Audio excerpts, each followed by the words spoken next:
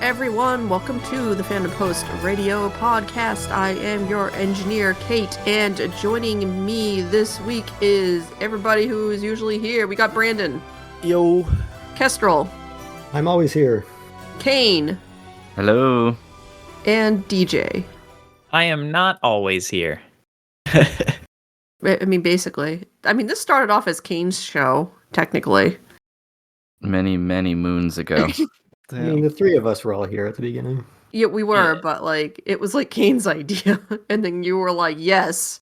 Yeah. And then Kestrel I had been waiting for someone to have that idea, so I was like, yes. Why didn't you have the idea? I don't know, because I'm a loser. Oof. Yeah, it's nice to have all of the crew and everybody together, especially because, as Kestrel had mentioned a few times before recording tonight, we certainly have things to go over more so than usual, especially ones that not just affect anime, but just kind of culture in general. So it'll be nice to get a variety of perspectives. Yeah, this is going to be mainly a newscast, getting all this stuff out of the way. Yep. We can finish the winter season on another week, but but we when the shows are actually over. But we want to get all this news out of the way because there are a lot of it. Yeah, I mean, my plan for the end of the season. Good news, so yeah. Well, I don't know when we're gonna do the end of the season episode, but my plan is to not be on that one, if only because if I don't acknowledge it, it means that Freerun will not end. True. Oh, sounds logic. I mean, Yeah. I'm just gonna pretend it's going on forever. I gotta imagine they'll make more Freerun. Yeah, I would imagine so. And hopefully we have an excruciatingly long wait so that they can make it just as good. Yeah, I mean, I don't know how many volumes they've blown through. Have they blown through most of them? I know there's not that many volumes out of that. I haven't looked at the source material. Yeah, neither have I. I have no idea how long the manga is or where this is even at within the manga. I mean, technically, this story could go on for ages because they're supposed to be traveling for a decade and they haven't even made any real progress on that. So, yeah, we'll see. But I just want to pretend that this show's not ending for now. So there's 12 volumes of the manga out, and I know the bird stuff is in volume 5. So if that is a reference, yeah. Not bad. Discuss yeah. that. We'll get more, which is good. So that's what I'm just gonna bank on. But anyway, I know we have lots of other stuff to cover, so we'll move on. So, Kestrel, if you want to just jump us right in. Yeah. So once again, we have found ourselves with a month worth of news to cover. And I'm going to do some of this a little bit out of order for the first time, just because of the weight of the story that I want to have at the end and discussions thereafter. But this will start in chronological order. So from about a month ago, we have an announcement from Kodansha that they have licensed the original Ashita no Joe manga, and it will be released as its first English edition ever, deluxe hardcovers starting at the end of this year. Nice. I mean, that's cool. I've definitely wanted to read that. So I feel like Kodansha's on a roll of deluxe edition reprints going on. It's pretty fun. It just still pisses me off more so than I think any other English manga company could possibly piss me off. Oh yeah, I'm not gonna touch K manga with a 10-foot pole, but not only digitally. When they have 20 misses. Yeah. It's not just that their digital platform is so bad, it's also that they have so many series that they only release digitally. So that all sucks, but their collector's editions sure are nice. I'm assuming these are going to get pretty nice and fancy versions. I don't know about hardcover or anything because I'm not a huge buyer of manga, but I know that generally collector's editions of classic series get hardcovers or at least really nice fancy covers that have a gold leaf and shit on them. Yeah, they're hardcover. Nice. How long was this, like, the original run for that? 20 volumes. 20 volumes, yeah. 20 So volumes. Panaccio will release it as 8 oversized hardcover volumes. It ran from 1968 to 1973. Nice. That's old. Most manga that old does not get released in English. Yeah, I mean, this is, a classic that people have been wanting for a very long time, so very cool to see. It's reserved for some GOAT status stuff. I still have never gotten the chance to watch it. I wonder at this point if I should just slowly read through it as it comes out physical. I don't know. Yeah, I'd love for someone to be able to get the whole anime series as well, because like Discotek has the movies out, but for the full story, yeah, no one's got that. Mm-hmm. But yeah, anyway, excited for that. All right, next piece of news for Kane personally. The feature film Demon Slayer to the Hashira Training, which is totally not just the first episode of TV series, ranked number 2 at the U.S. box office in its opening weekend, earning $11.5 million. I also just wanted to bring this up to acknowledge that I did get invited to see this before its regular run at the Sony Pictures Animation Studio screening room. So that was cool, and thanks guys, but I flew to Japan the next day, so I didn't write anything about it. So here's me acknowledging it. When you walked in, the first thing you say was like, come on, this isn't a real movie. We are specifically not supposed to talk about the fact that it's not a real movie. I think it's unavoidable. That's why they made that clause. But they cut out the openings and endings this time, so hey, they're improving. That's true. That makes it at least a skosh better. Yeah. Because it leaves it feeling like a seamless experience, which goes a long way into thinking that you're watching a movie at the very least, so... Yeah, I mean... Whatever. Maybe by the time the next movie comes out, it'll actually be like original content. I don't know. Possible. Hey, this is original content. It's not going to be on Crunchyroll for like a month. Damn. Yeah, that's true. Yep. What was number 1 that it lost to? Do you know? I don't know. Probably a real movie. Let's see. Boom! Let's see. Does it have number 1 on this? Come on, Box Office Mojo. Where'd we get? Too bad it didn't release next to like Dune Part 2 or something. Yeah, it was Bob Marley. Oh wow! One Love movie beat it. Yeah. Yeesh. Yeah, it was a good 2 steps above Madam Web, which was on its second week, and an actual. Wow, what a film. feet!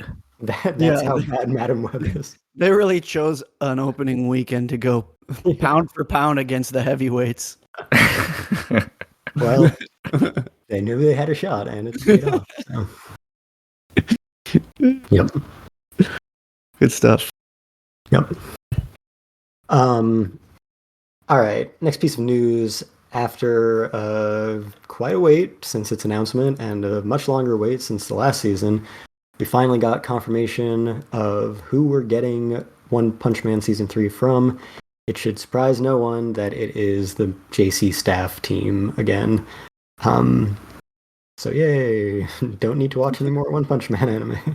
Yeah, I'll stick to the manga. I'll stick to Murata redrawing it to make it even better. Yeah, I'll stick to the static form that somehow has better animation than the animated form. You know, I know it got announced a little bit ago that Murata was like opening his own animation studio or something. I thought there was like a glimmer of hope that he would take the project on with a team. I don't know then what it's gonna be for. Probably just like shorts of just all the maybe he'll just do some like short movies of like the women from One Punch Man. I mean, he doesn't even need. Yeah, he doesn't even need a studio for that, because occasionally he'll just get bored and come out with some amazing piece of animation that he'll publish online himself. That always makes me laugh so much when I see those. It's like, dude, come on, man. Stop flexing. What did he say? Yeah. Fubuki best to good.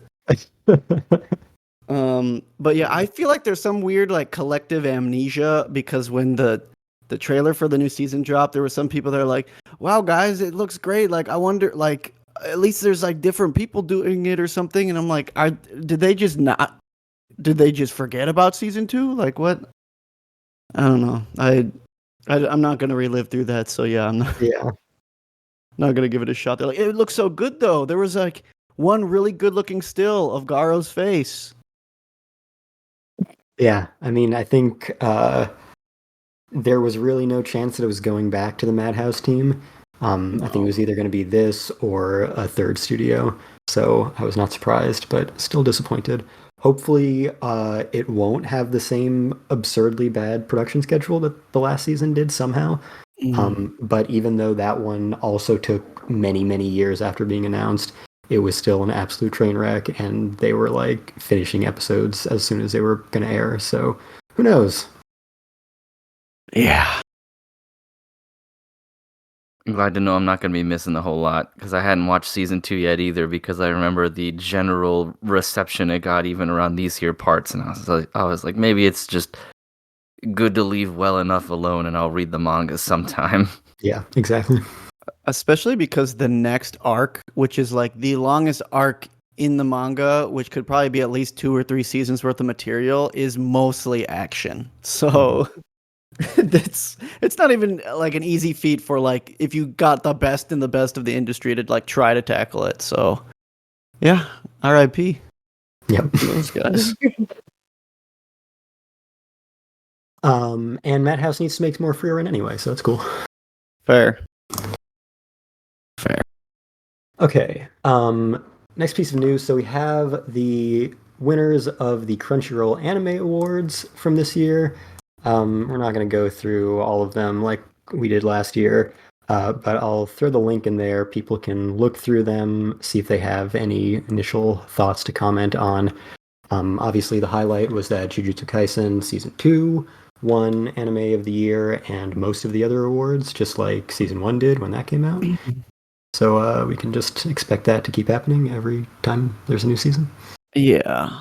I didn't pay attention at all to the awards this year, and I'll always have a gripe with them doing that weird thing where like the first season of the year goes into the next year's awards because like who's gonna remember that shit at that point? But I will say I do think it's cooler now that it's actually in Japan and like the actual creators of some of these shows can attend it, and the fact that like Bong Joon-ho presented an award is like pretty neat. I forgot about that. I should watch that. Yeah.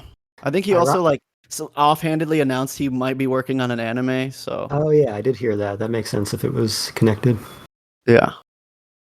Ironically, I didn't watch them because I was also in Tokyo. Yeah, fair.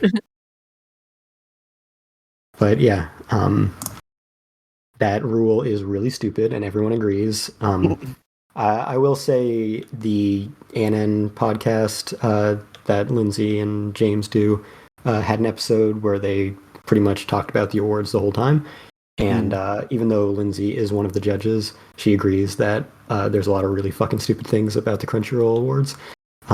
So that's a pretty good listen if you want to go check out a more in-depth conversation about kind of all the problems with that. Yeah. The best part is all of the incredibly awkward stuff that happens if possible. At the end of the day, really, that's about all it's got going for me.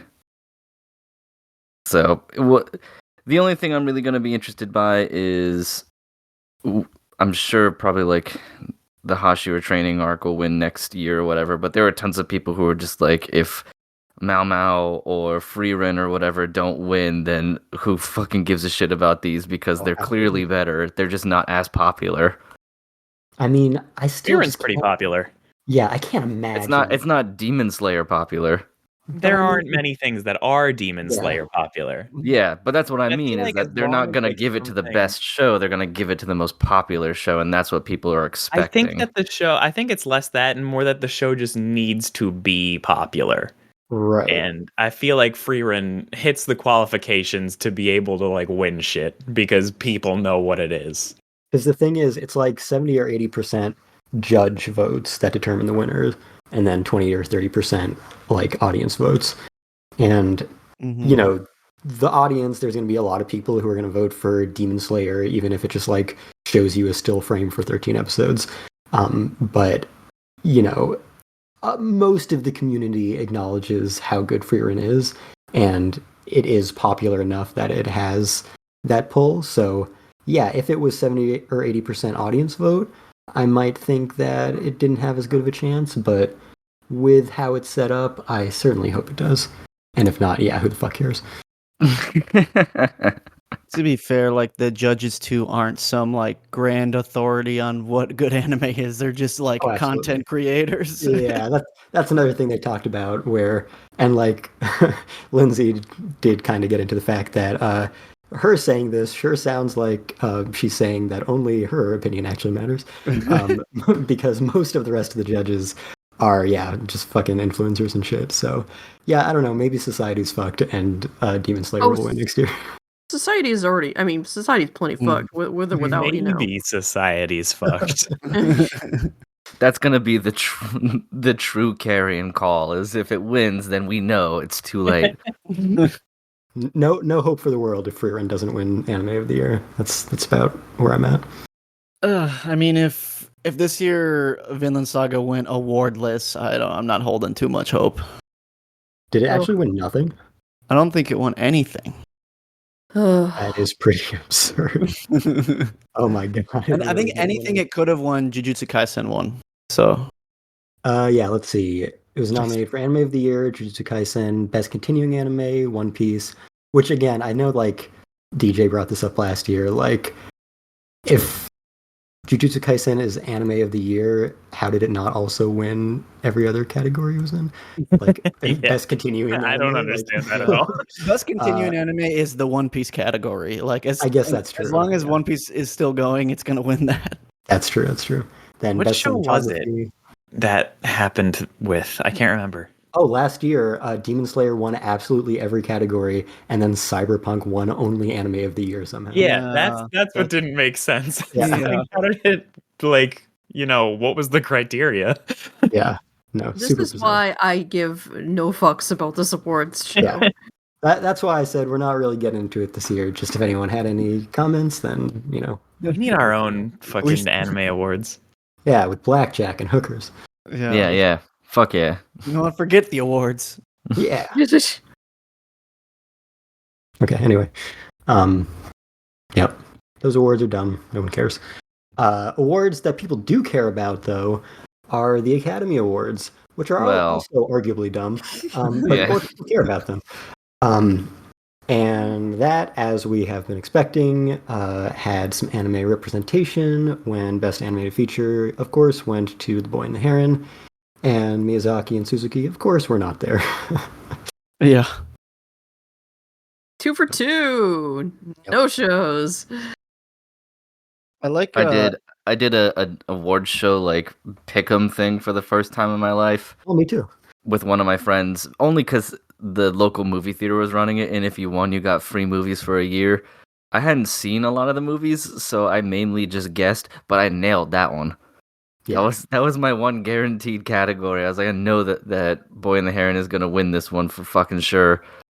So I felt pretty good. It was the only one I felt good about at all, except the Oppenheimer-based ones. Mm-hmm, exactly. Yeah, that. Actually, go ahead, Brandon. You were gonna say something.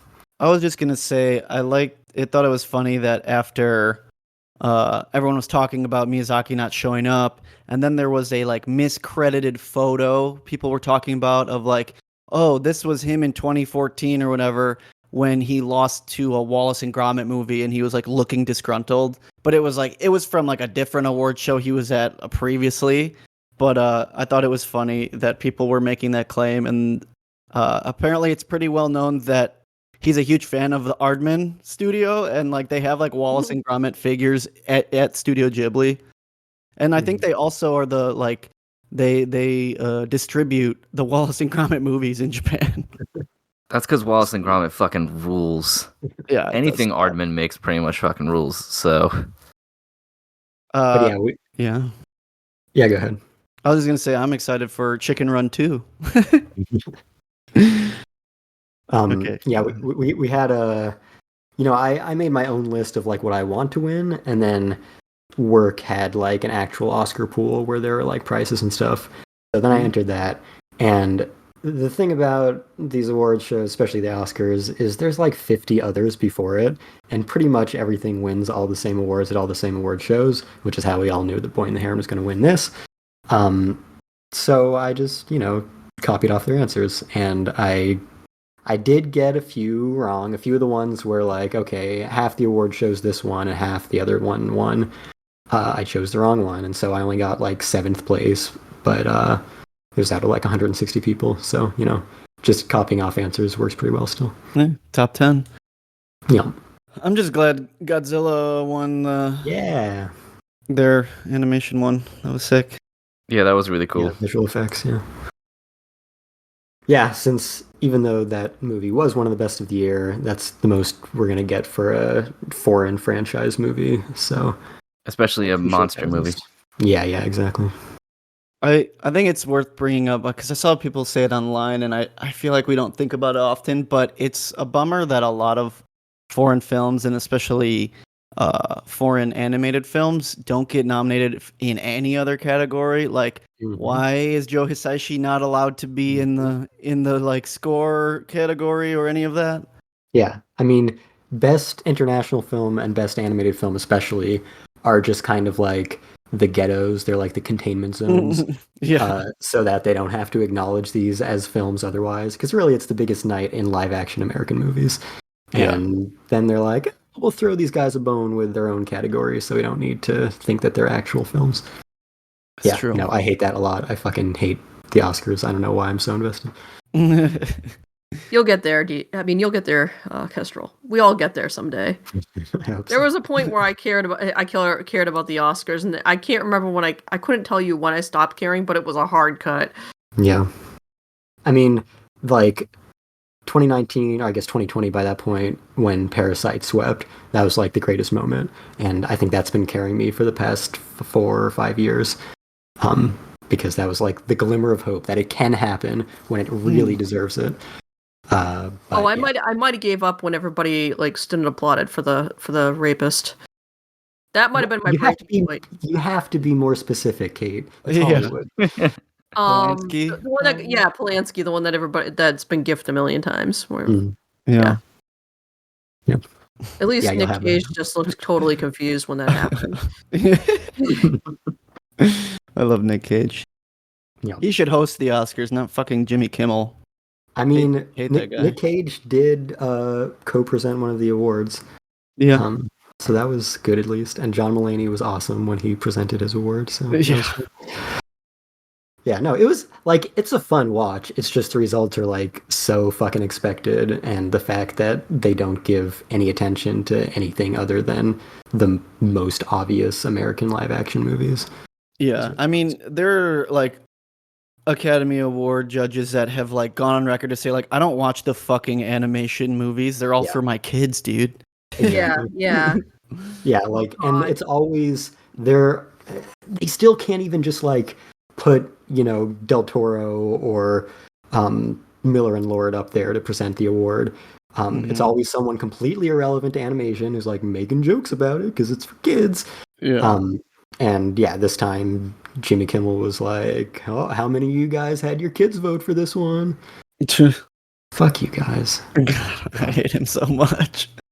I am very often like physically enraged when that category comes up at the Oscars.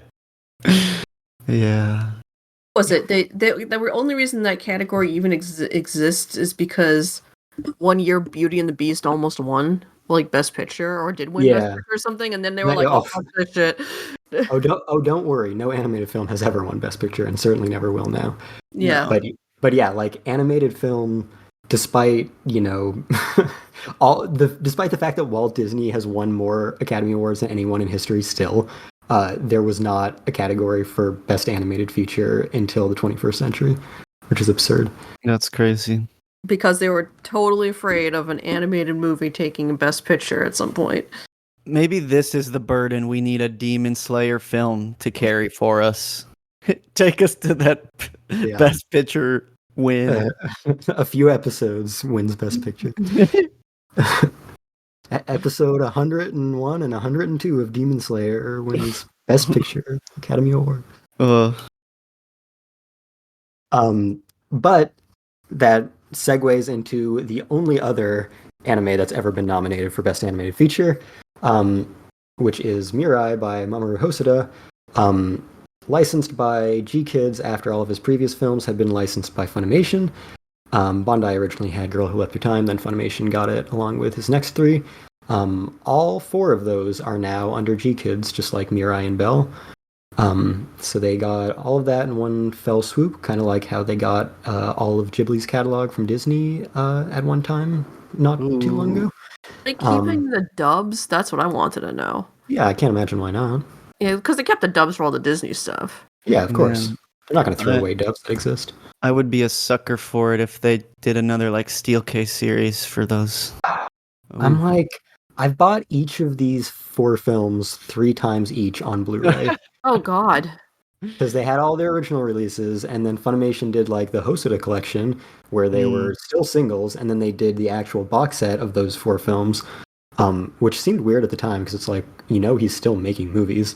But as it turns out, those were all the movies that they got, which, who knows, maybe they already knew that would be the case at the time. And also, as it turns out, those were his good ones. Yeah. Even though Mirai was the only one nominated for Best Animated Feature, it's not his best. I think it's by far his worst. And I've come around to realizing that I don't particularly like Bell either. I heard there was some pretty, wavering opinions on Bell. Yeah, it definitely has its ups and downs. Here's the thing. I don't think Hosoda is a very good writer, because once he started writing his own films, they got real messy. I forget her name. I want to say Sartoko Kudera, something like that. Used to write all his movies for him, and that's when they were great. He's a great director, just not writing. Yeah, it was her. But anyway, G-Kids has them all now. They have announced that they will all be getting theatrical runs and home video releases, so perhaps I will have to rebuy them all a 4th time, because I do love all 4 of those movies, unfortunately. And actually, I guess this ties in a little bit. One of their first projects, G-Kids, in anime, was that Funimation actually had them handle the theatrical run of Summer Wars to try to get it an Oscar nomination, because one of their first things ever was, what was the first one? Secret of Kells, the first of the Irish folklore trilogy. Yeah. So that was one of their first projects, and they gave that a theatrical run, and it got an Oscar nomination. Everyone was like, whoa, who are these guys? Where did this come from? So then Funimation partnered with them for that to try to get Summer Wars a nomination as well. Obviously, that never worked, and the first Hosoda movie that they actually handled completely by themselves did get the nomination. But yeah, anyway, they have all 6 now.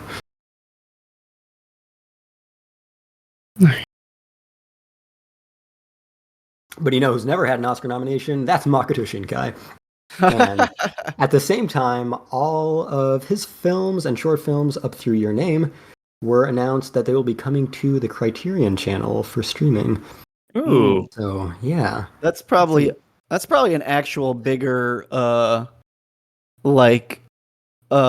recognition of artistry than getting It like really an Academy is. Award Yeah, nom. 100%. It's true. I trust anything in the Criterion collection. I mean, like Armageddon is on there, so... Yeah, so Armageddon's on there, which is... I haven't seen that. Well, clearly it must be amazing. Yeah, it must be. Criterion. I can't be wrong, so... Absolutely not, ever. But yeah, this is... I think Criterion Channel is one of the better streaming services out there, really. Oh, yeah. Especially because they have so many of the movies in their own collection on there, so then you can watch some of them before you decide to buy the Blu-rays and stuff. Because even though, they go on sale frequently enough for like $20 a piece, they're still, you don't want to blind buy a French nouveau cinema art house film without having any idea if you're gonna like it or not. So That is specifically what I do. yeah, I From mean, Criterion. I'm Yeah. guilty of it as well. So I can't take my own advice. I just know that's what everybody else says, is that it's great because you can just watch them on there, and then if you really like them, you can then buy the Blu-ray so you can have it in your collection. I But I liked it. generally just buy it for- if I think the cover art's cool. There are a lot of Yeah. some of the older Japanese films on Criterion that are hard to find physical copies of unless you're buying them online. So I would use the streaming channel for those since I wasn't able to actually purchase them. That's cool. Yeah, I've never actually watched it. Is it like, what's the subscription model on that? They changed it recently. Like they had their own thing that I was subscribed to, and then when they changed it, it canceled my subscription. I think they might have partnered with somebody else, but I'm not sure who it was. I can just look it up because I have a computer. But yeah, It looks like they have their own annual subscription for $100 a year or $11 a month. okay. So I wonder why my thing got canceled. Huh. Yeah, But yeah, so it's definitely a good service, and they'll have some fun months too. So I think one of the times around like Halloween, they did like just like 80s cheesy horror movie kind of stuff too, which a lot of people liked because Hell yeah. those are good movies too and enjoyable, and it just shows that Criterion isn't also just like snooty art house shit. Like right. they'll get some good, popcorny style movies on there. Sometimes there's still a little bit more on the independent side, but they don't shy away from fun things as well. So Yeah, I think of Discotheque kind of as, the Criterion of anime, not just because of all the work they put into the discs, but also in terms of their variety of selection. It's just kind of like the scale is tipped the other direction, where most of Discotheque stuff is like the B movie level, and then a few of them are like real prestige titles. Now, when it comes to discotheque, how like what is the bonus content like? Because I feel like that's what sets Criterion apart from standard editions. You got like fucking interviews a lot of the time and really special shit. I don't know if It's just as thorough, I would say. Exactly Like that. a Is it? lot of them are like interviews from when the movies like were first premiering, like commercial bumps from when it was first premiering, like all kinds of That's stuff. cool. I love it's that shit. Every piece of supplementary material that has ever existed in any form. Like they'll dig things up from some like long forgotten laser disc and rip it, and that's awesome. they'll be like, they'll go to the Japanese owners and they'll be like, "Hey, can we put this on?" They'll be like, "I had no idea that existed." Sure. Meanwhile, Yeah. the Sentai releases are like fucking creditless openings and Oh endings my and God. trailers for other shows, and that's Exactly. Exactly. If you're lucky. Yeah, I watched a few months ago the Discotheque Project Echo, and there's literally, I think the special features probably doubles the runtime on the disc.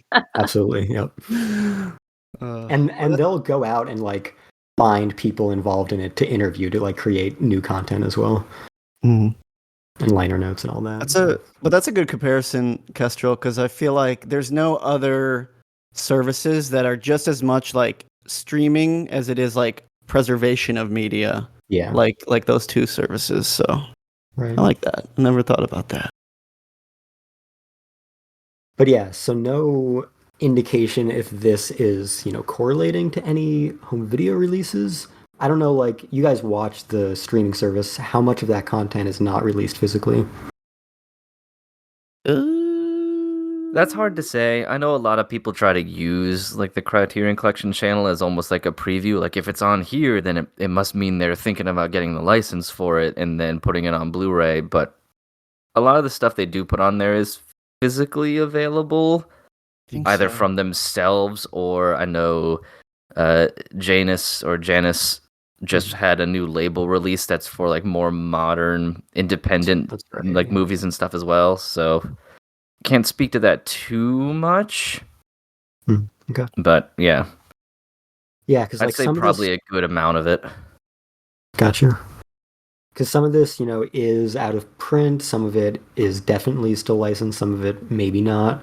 And Criterion hasn't released any anime physically since like Akira on Laserdisc. They do seem to like be able to release stuff that other companies are also releasing, which I don't know if that's just something that doesn't happen for Japanese licenses, because like for anime, unless it's like a very specific sub-licensing arrangement, you pretty much got one licensor that you can have put stuff out. So I don't know if that's a feasible scenario to imagine, but it would be neat.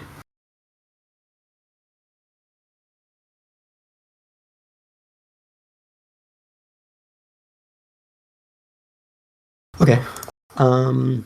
Speaking of a bunch of stuff coming to streaming, so This is wild. Yeah, This is last so wild. year or the year before, there were all these Macross announcements that like, oh, Macross is available again. A bunch of people are licensing different parts of it. It's all going to come out.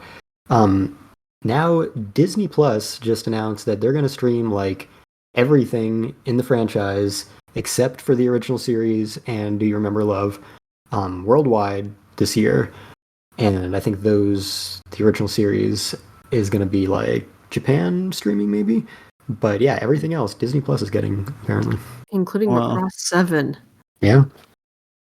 Yeah, absolutely insane when I saw that. It's like, this is like mirror universe shit. I don't understand.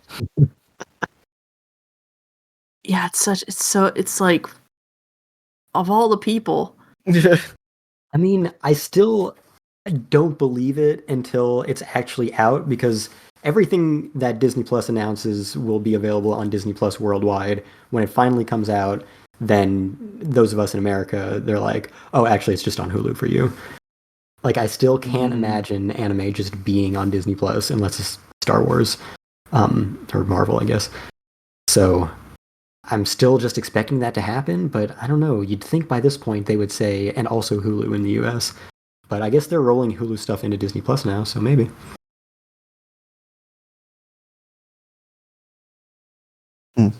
So weird. Yeah.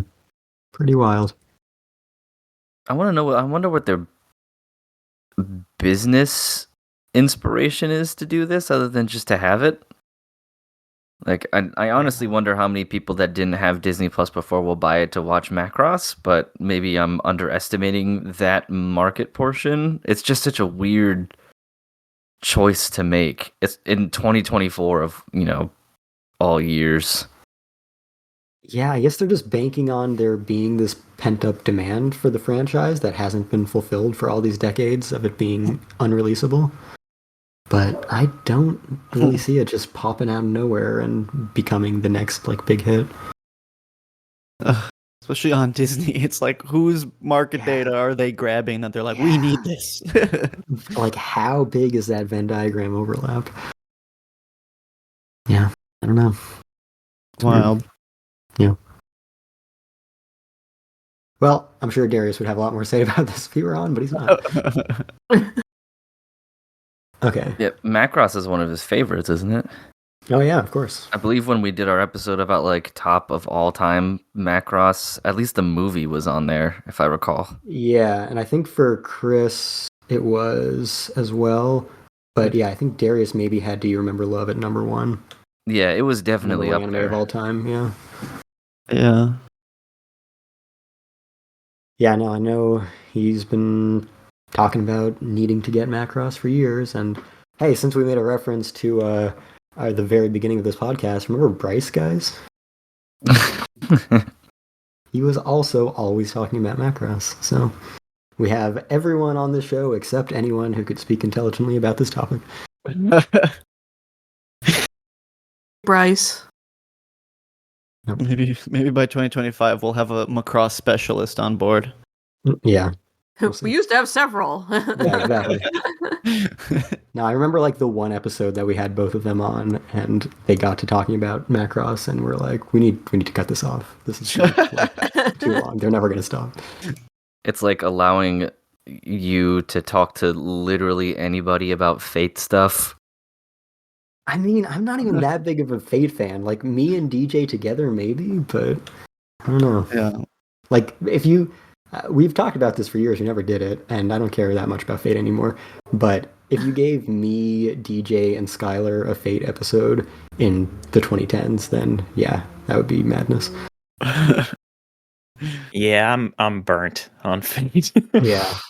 Hard to get Now into you guys anymore. can talk about have your Fate episode, but you just sound like a bunch of like jaded single fathers. That's 100% what the episode would be, at least from fucking my point of view, because I'd complain about Grand Order and what it's done to the franchise for Yeah. a solid hour.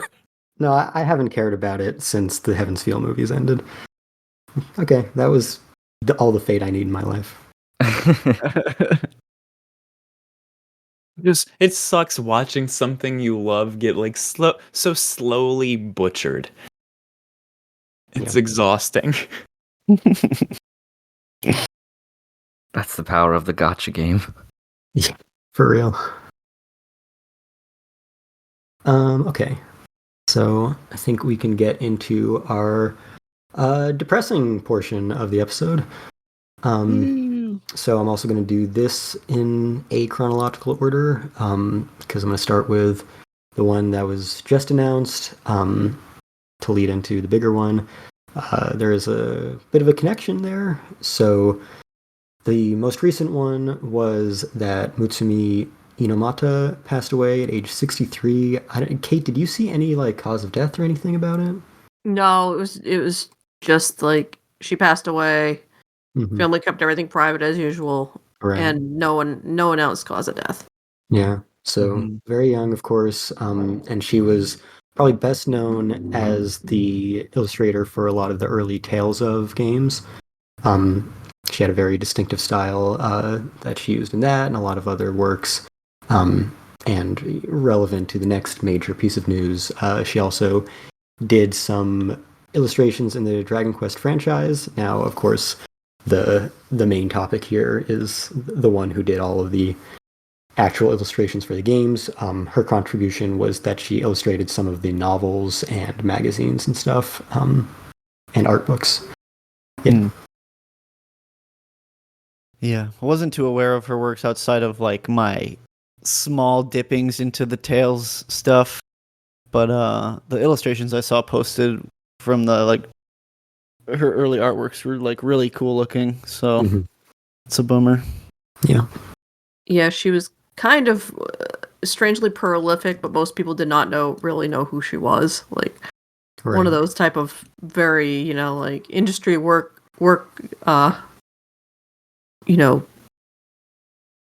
incredibly like all over the industry, but you never just knew about it. The equivalent of a character actor. It's like, oh, that person. Yeah, that's what I was thinking of. Yeah. I watched BoJack Horseman recently, so I have a lot of the character actor gags bouncing around my head now. Oh, man.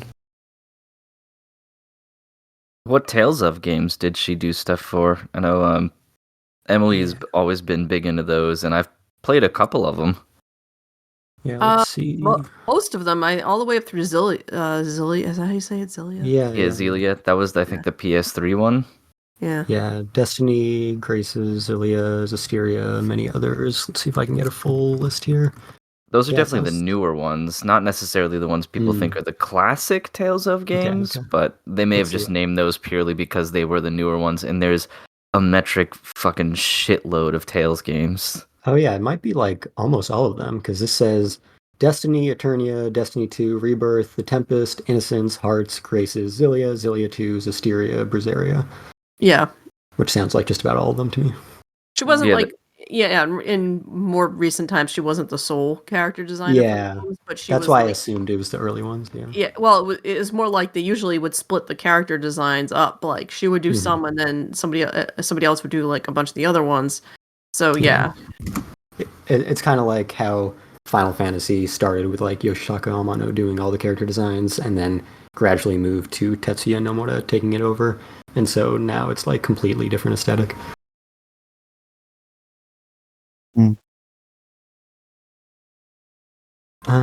So yeah, if no one has anything else on any of those pieces of news, we can get into the main thing that's probably going to become our episode topic proper.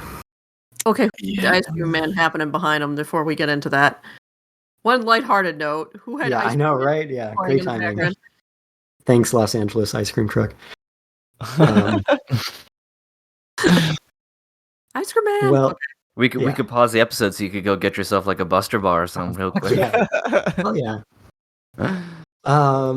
Well, maybe on that ice cream bar would be the work of the legendary Akira Toriyama, who passed away at age 68. It was announced a week after his passing, as they usually do in Japan, to give the family some privacy for the funeral and whatnot.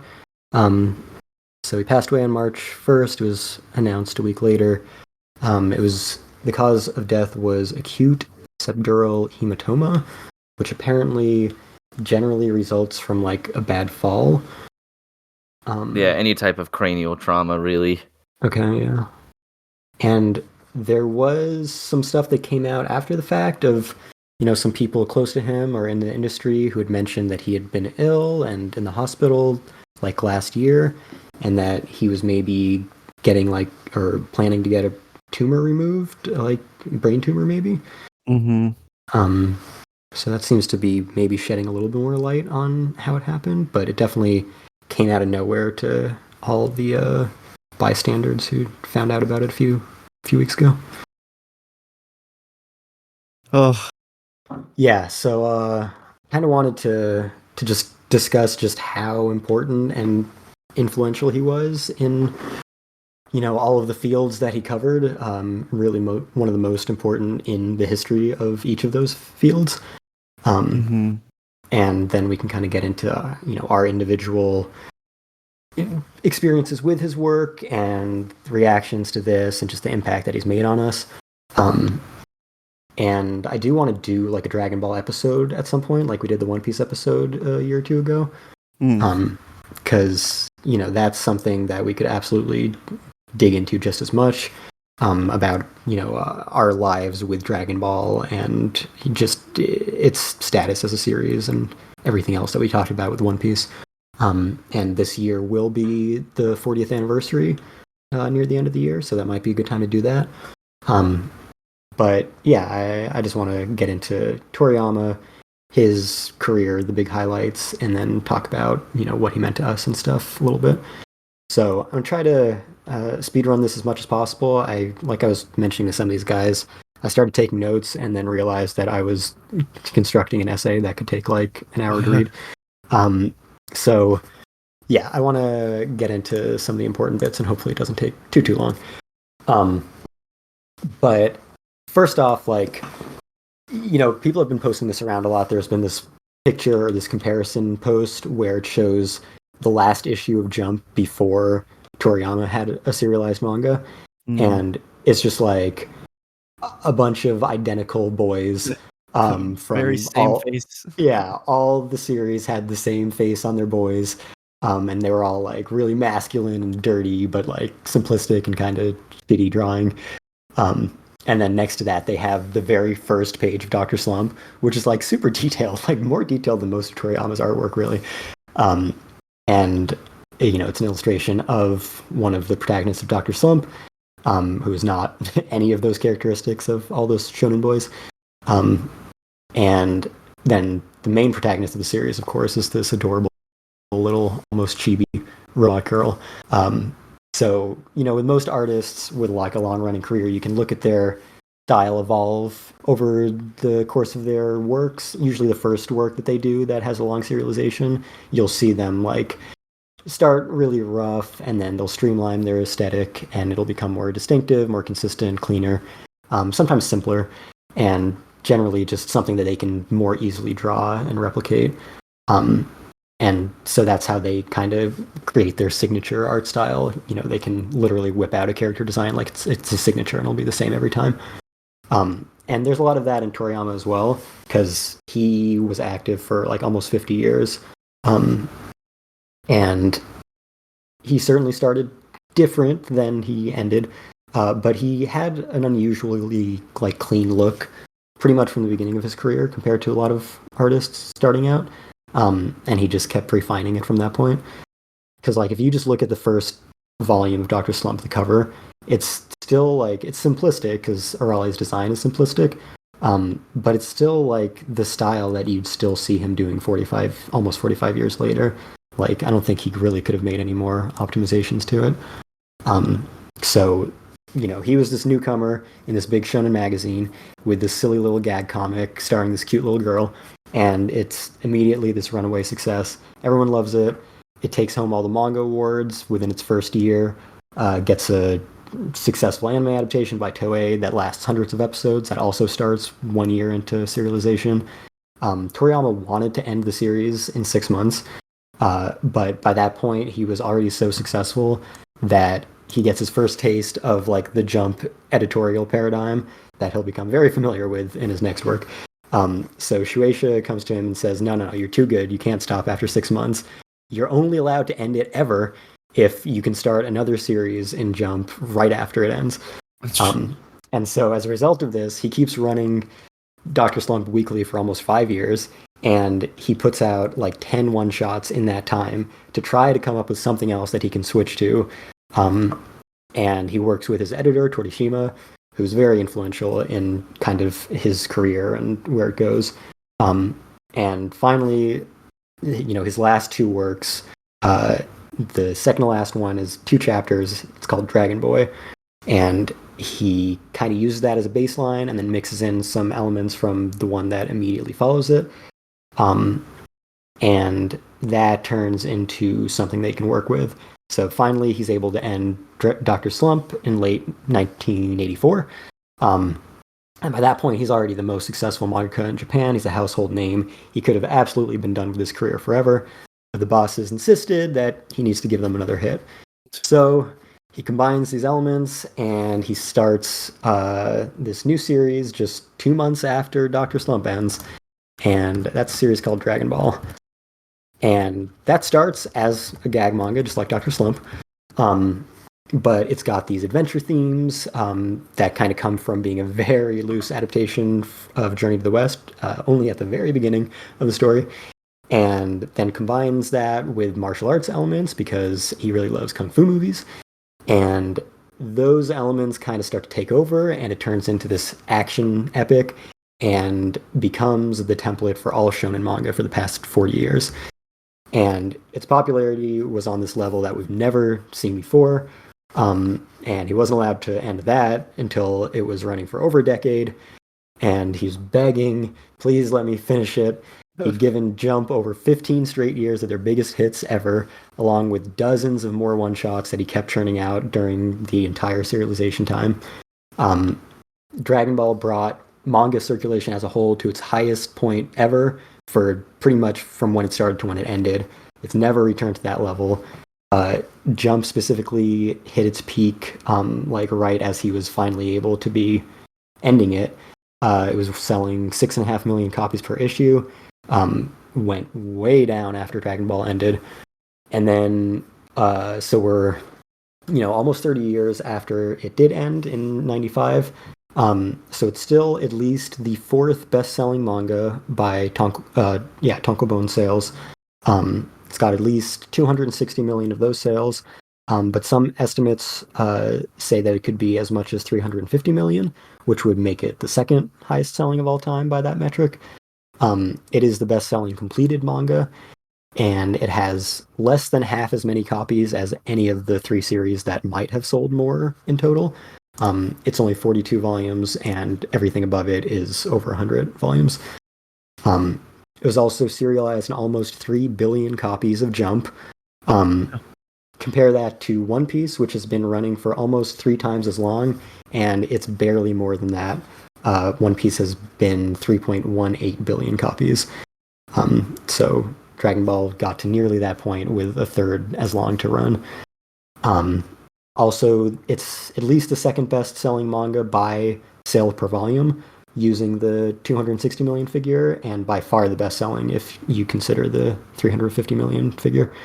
160 million of those were sold in Japan alone, which accounts for around half of all the sales, or depending on which of those figures is accurate, the significant majority of the sales. and it spawned a media franchise that is the highest grossing media franchise based on a manga, and it has grossed at least $9.5 billion in total revenue. So that was Dragon Ball. He started that in 84. By 85, he was also recruited by Torishima, again, his editor, and this guy named Yuji Horii, who was a video game columnist at Jump. And he was making a video game, and he wanted Toriyama to do the character and monster designs and box art. And that was a game that he called Dragon Quest. And I think it was just our last episode, right? We talked about wizardry because we were talking about Robert Woodhead and Animego, and he made that game, and how it was the chief inspiration behind Dragon Quest, and therefore the kind of responsible for the whole JRPG industry. So now that we're talking about Toriyama and Dragon Quest, let's talk about how much it was influential in the JRPG industry.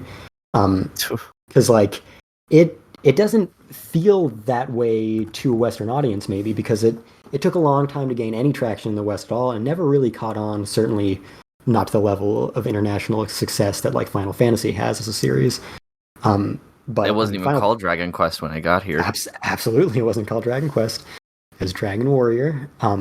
Interestingly, they actually commissioned Toriyama to do like different box art for the Dragon Warrior releases, because his artwork for the early games was a little bit more like the chibi style. So they wanted it to be more kind of Dragon Ball Z style. But yeah, Final Fantasy, the original game, only exists because of Dragon Quest's success before it. Would not exist without that game being the success it was. And the series as a whole has had such an impact on pop culture in Japan that it's really just shaped the fundamental concepts of high fantasy and RPGs and video games in general for an entire generation throughout the 80s and 90s. Like, I still watch anime every season, and there are still Dragon Ball or Dragon Quest references in it. Sometimes I'll be like watching two shows back to back, and they'll be completely unrelated, and they'll both have Dragon Quest references. Obviously, I'm a big fan of Gintama, and probably the thing that Gintama references most is Dragon Ball, and second to that is Dragon Quest. To the point that there are entire arcs of Gintama that are just Dragon Quest parodies. And then, of course, there's Toriyama's slime design, which is one of the most distinctive mascots in video game history. When I was in Japan, like half of all the Square Enix merch was just the slime.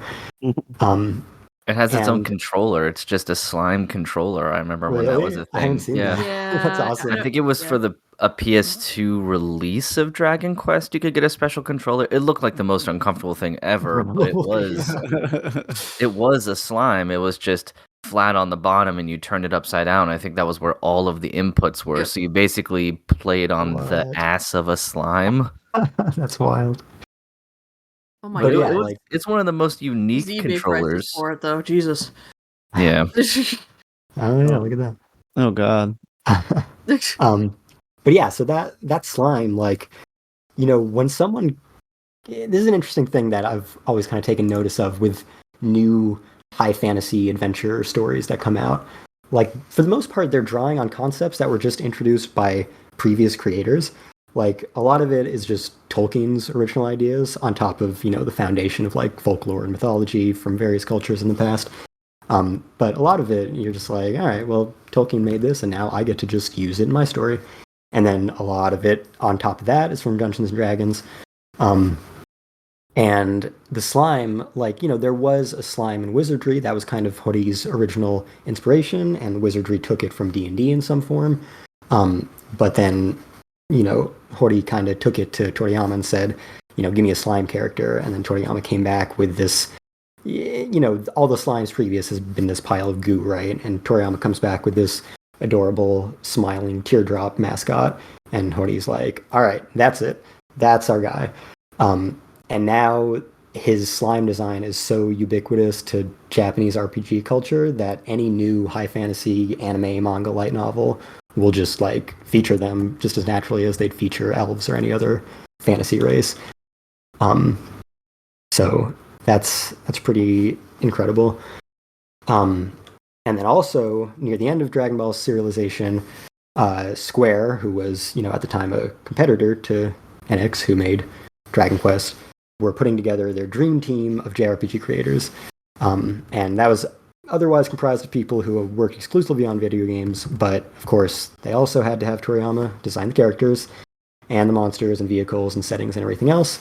So the result of that was Chrono Trigger, which was released right before the Dragon Ball manga ended, actually, and still considered one of the greatest video games of all time. And that was, almost 30 years ago, and it didn't spawn like a massive franchise or a bunch of remakes or anything.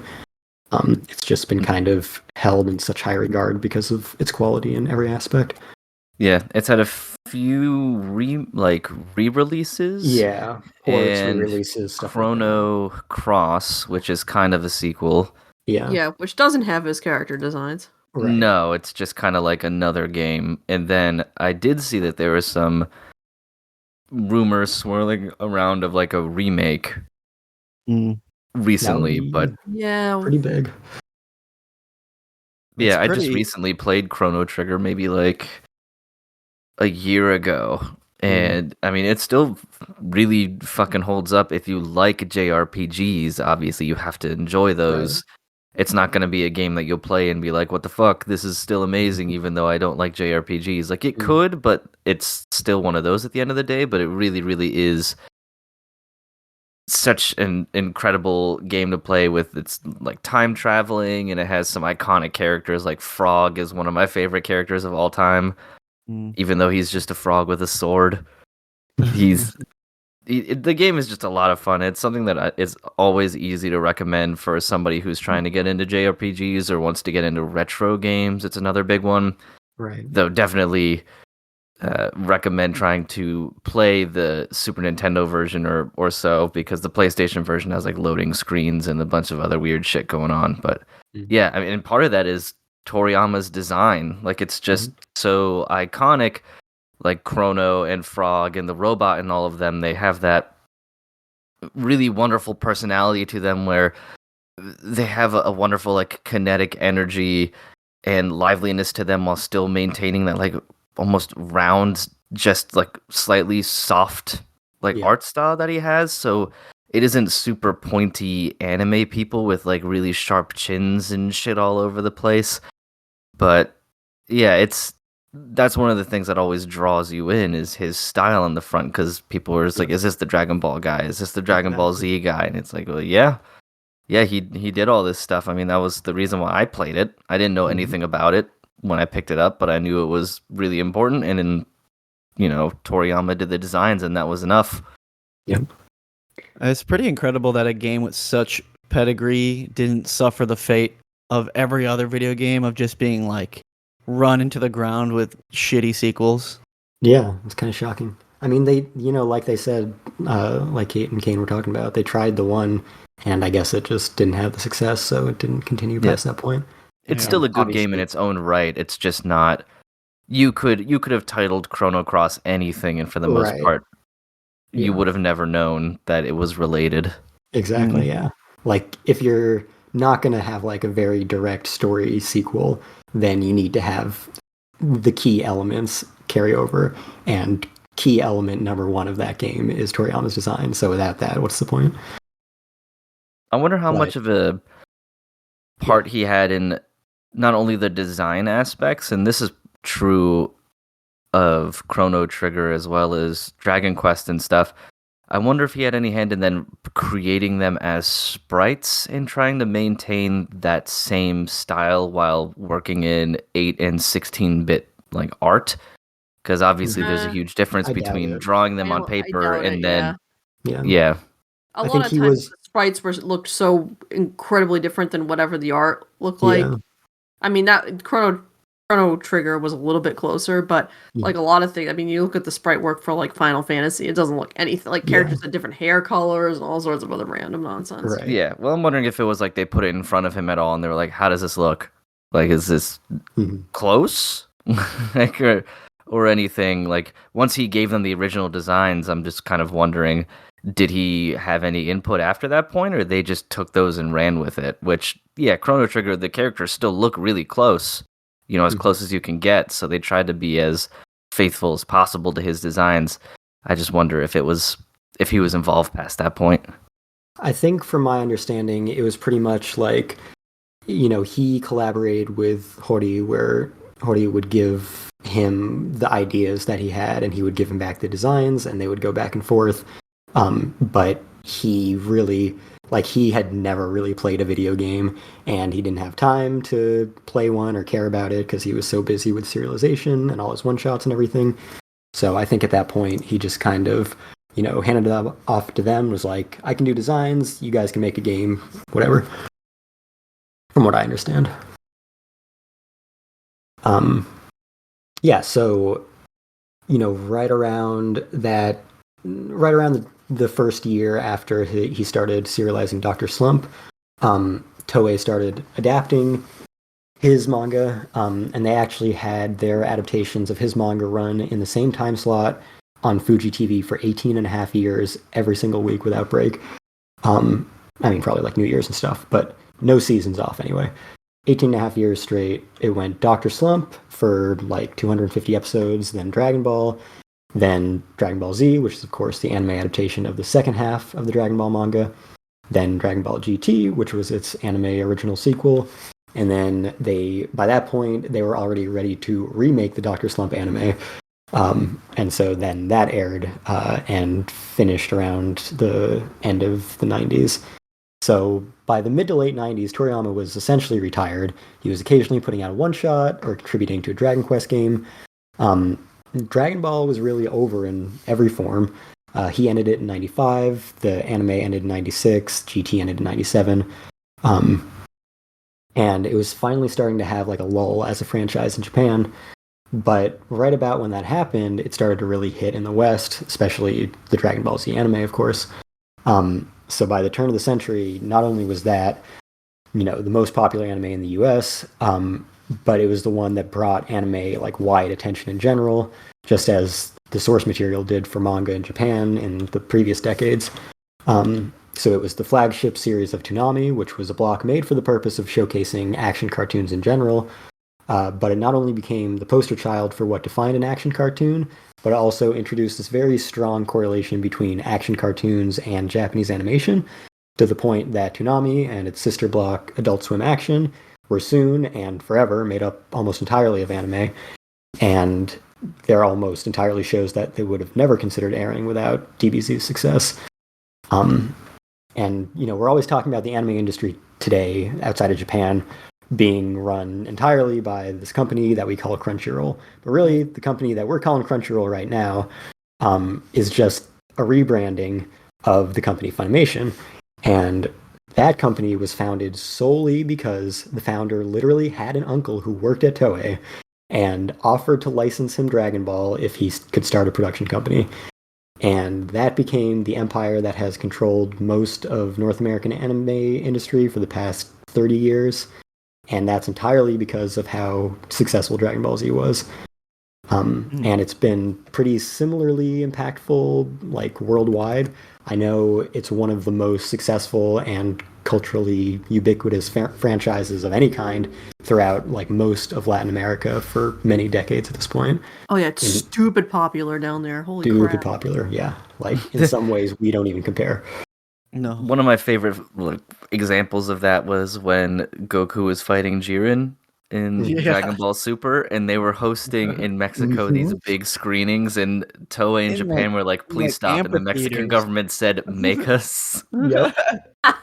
And they just fucking did it anyway. And you would see these videos on Instagram or whatever, and it would be just on the side of like the government building, a projector with it, and thousands of people standing outside, like watching it together, like sitting and standing outside. That like it's screaming their heads off. Yeah, it is a whole other level of Absolutely. Dragon Ball and Dragon Ball Z / Super love down there compared to up here. Yeah. Like it's absolutely incredible. I think with the news of his passing, I saw some post where a bunch of people gathered in like Mexico City, and it was like 30,000 people doing like a spirit bomb thing as well, like as a tribute and everything. Like just something that is unheard of even in like here in the United States with anime being popular as it is now, like that would never fucking happen. It is just a cultural thing down there. Absolutely. The fact that just any like other foreign ministries outside of Japan giving like official like RIPs to Toriyama, like the Chinese government was like RIP Toriyama. Like what? Yeah, like Yeah, I heads know. of states, like the president of France. Yeah. Like Yeah, that man maybe China- single-handedly like mended some of Japan and China's like cultural war. Yeah, it's crazy the reach that Dragon Ball Z has, especially considering how simple and repetitive the story is and everything. Just the characters are so memorable, and it hit at such a right time and everything, because for the most part Dragon Ball, especially Z, is just villain comes around, heroes power up, villain powers up, they exchange power ups until villain dies, and then we move on to the next one. Yeah, I mean Toriyama was winging it for half of it, like he was not. That shit was not planned. He was like, okay. Yeah, well, didn't he want to end it originally after Cell Saga or something? So I'm gonna say that pretty much everything you ever want to know about Dragon Ball or Toriyama, you should go to Kanzenshu for. And they have like a guide for everything. They're launching their own like extremely detailed wiki for the franchise. And they have, podcasts that go into super detail. So they have a whole guide about like every time Toriyama wanted to end it, every time there are rumors that he wanted to end it, what the actual statements that he made were. So you can find, all the details about that on Kanzenshu.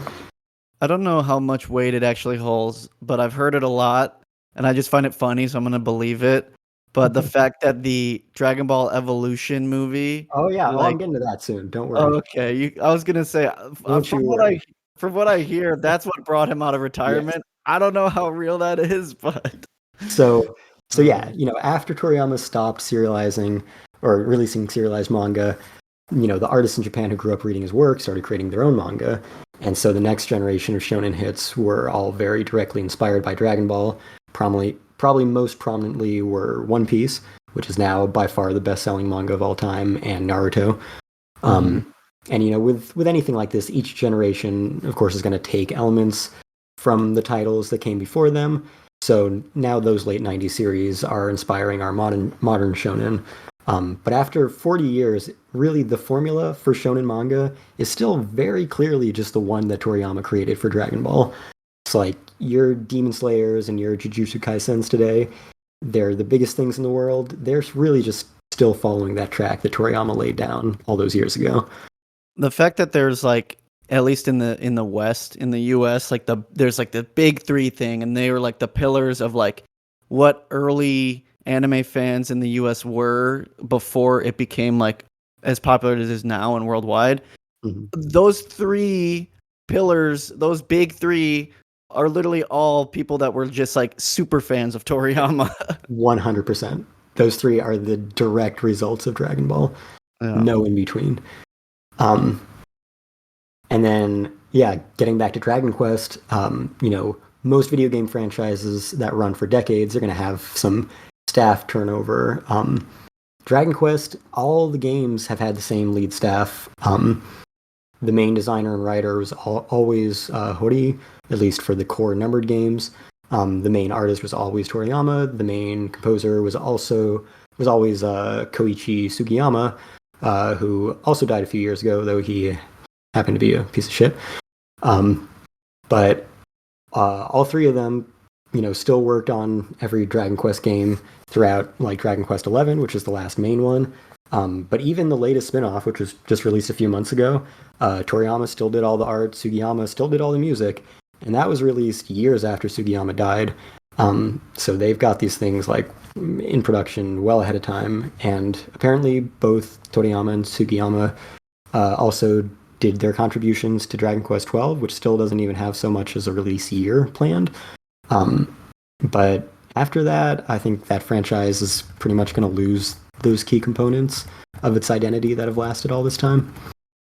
So that's unfortunate. The other video game that he contributed to So this was the mid 2000s. The creator of Final Fantasy, Hironobu Sakaguchi, left Square and started his own company called Mistwalker. And he had worked alongside both Hori and Toriyama on Chrono Trigger as part of the Dream Team. So for Mistwalker's first game, he again enlisted Toriyama to serve as the artist, and that was Blue Dragon. And that has not had as much of a lasting impact as the other games I've mentioned, but at the time it did launch the studio as well as its own franchise, which included multiple sequels, multiple anime series, and multiple manga adaptations. So you still got that Toriyama touch. And at the time, that was in a 2000, 360 game, right? that's right. Yeah, I think that's the weirdest part is that it was a exclusive on like the competitor, the Japanese game console. Yeah, Very exactly. strange.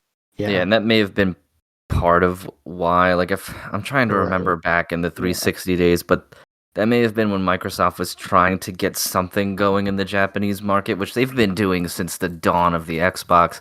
Yeah. And maybe maybe that was one of their early or first attempts at JRPGs, because they would have that, and then they'd have Lost Odyssey. Yeah, exactly. was Which was a also big- Mistwalker. That was Mistwalker's second game. So I Oh, think was they had it? a partnership, yeah. Oh. That one was like fucking 4 discs or some shit. I remember. But Yeah, I needless think to that, say, it didn't really catch on because just people don't associate the Xbox with the JRPGs in the same way they do Exactly. PlayStation. yeah. Yeah. Yeah, I think that was definitely a factor and probably why it all played out that way, because like Sakaguchi had this falling out with Square and their stuff was all starting to become like exclusive to PlayStation consoles. So I think when he started his new studio, he probably got a lot of funding from Microsoft to make them Xbox exclusives so that, he could compete in that space as well as give them something to actually expand in Japan with. And so at that time, the Blue Dragon anime in 2007, Toriyama said was probably going to be his final work in animation. But then 2 years later, we get Dragon Ball adapted, if you can call it that, into the Hollywood live-action movie Dragon Ball Evolution, which was, of course, the worst thing to ever happen to Dragon Ball, but also ended up being the best thing to ever happen to Dragon Ball, because it was, in fact, as all of the stories go, so bad that it inspired Toriyama to take back control of his flagship franchise and create new Dragon Ball material. The first he contributed in 18 years, and the first time he ever worked directly on the anime. And so this resulted in him providing the story and character designs for what would become the anime film Dragon Ball Z Battle of Gods, which ended up being released in 2013, and that kind of kicked off this new era of the Dragon Ball franchise. And then in 2015, within 2 months of each other, we got its sequel, Resurrection F, and a brand new series both in manga and anime form, Dragon Ball Super, which began with retelling the events of both of those films with more detail. That was the first new Dragon Ball series in almost 20 years, and he was contributing all the same things to all of this material, all the character designs, all the story beats. Some things say that he wrote actual scripts, some things not so much. Some things say that he wrote, the words in the manga, some things not so much. But at any rate, he certainly continued to provide most of the story and the character designs until the Super anime ended in 2018, as well as its follow-up film, Broly, later that year. And then eventually the latest brand new Dragon Ball work that we've gotten, which was the superhero film in 2022. The Dragon Ball Super manga has continued to run all that time, which is almost a decade now, and that's illustrated by a longtime Toriyama fanboy, Toyo Taro. But most of the story and character designs, again, still came from Toriyama right up until now. And just a few months ago, we got a brand new Dragon Ball series announced called Dragon Ball Daima. That was going to, be released, or is still going to be released for the franchise's 40th anniversary this fall. And at the time, Toriyama said that he would be deeply involved beyond his usual capacity in that. And then among the many one-shots and short series that Toriyama has released throughout his career, some of which have, since been tied into Dragon Ball media since its big revival, among those, especially in like the relative downtime after he concluded Dragon Ball, he did this single volume series called Sandland. And this was notable for those of us who read the US version of Shonen Jump magazine, which was, of course, launched with Dragon Ball as its flagship series, even though it had ended the better part of a decade prior. And they also had Toriyama in the US for its launch event. But that's because Sandland was serialized from the first issue of that magazine and lasted most of the first year. Other than that, it's been mostly forgotten beyond just being a Toriyama manga. And that was 2000, so that was almost a quarter century ago. But then suddenly, Bandai Namco decided to turn it into a media franchise. So they released a anime film adaptation of it last year by Sunrise. That'll be released here in the US this year. And also a 13-episode anime series that is going to be released worldwide on Hulu and Disney Plus in literally a few hours from now. Oh, wow. And the majority of that is a new story that Toriyama wrote specifically for the series. And then there's also a Sandland video game coming out from Bandai Namco Entertainment that is going to be released worldwide next month. Jeez, this man's output was just so inspiring. It's crazy. Right. Yeah. So, I would say he's unquestionably one of the most important and influential people in the history of manga, anime, and video games. And in the past couple weeks, I've been hearing a lot of talk about this, and pretty much everyone's in agreement that he's probably the second most influential mangaka of all time, only after Osamu Tezuka. Oh, yeah. Because, without Toriyama, shonen manga and anime wouldn't be anything like it is today.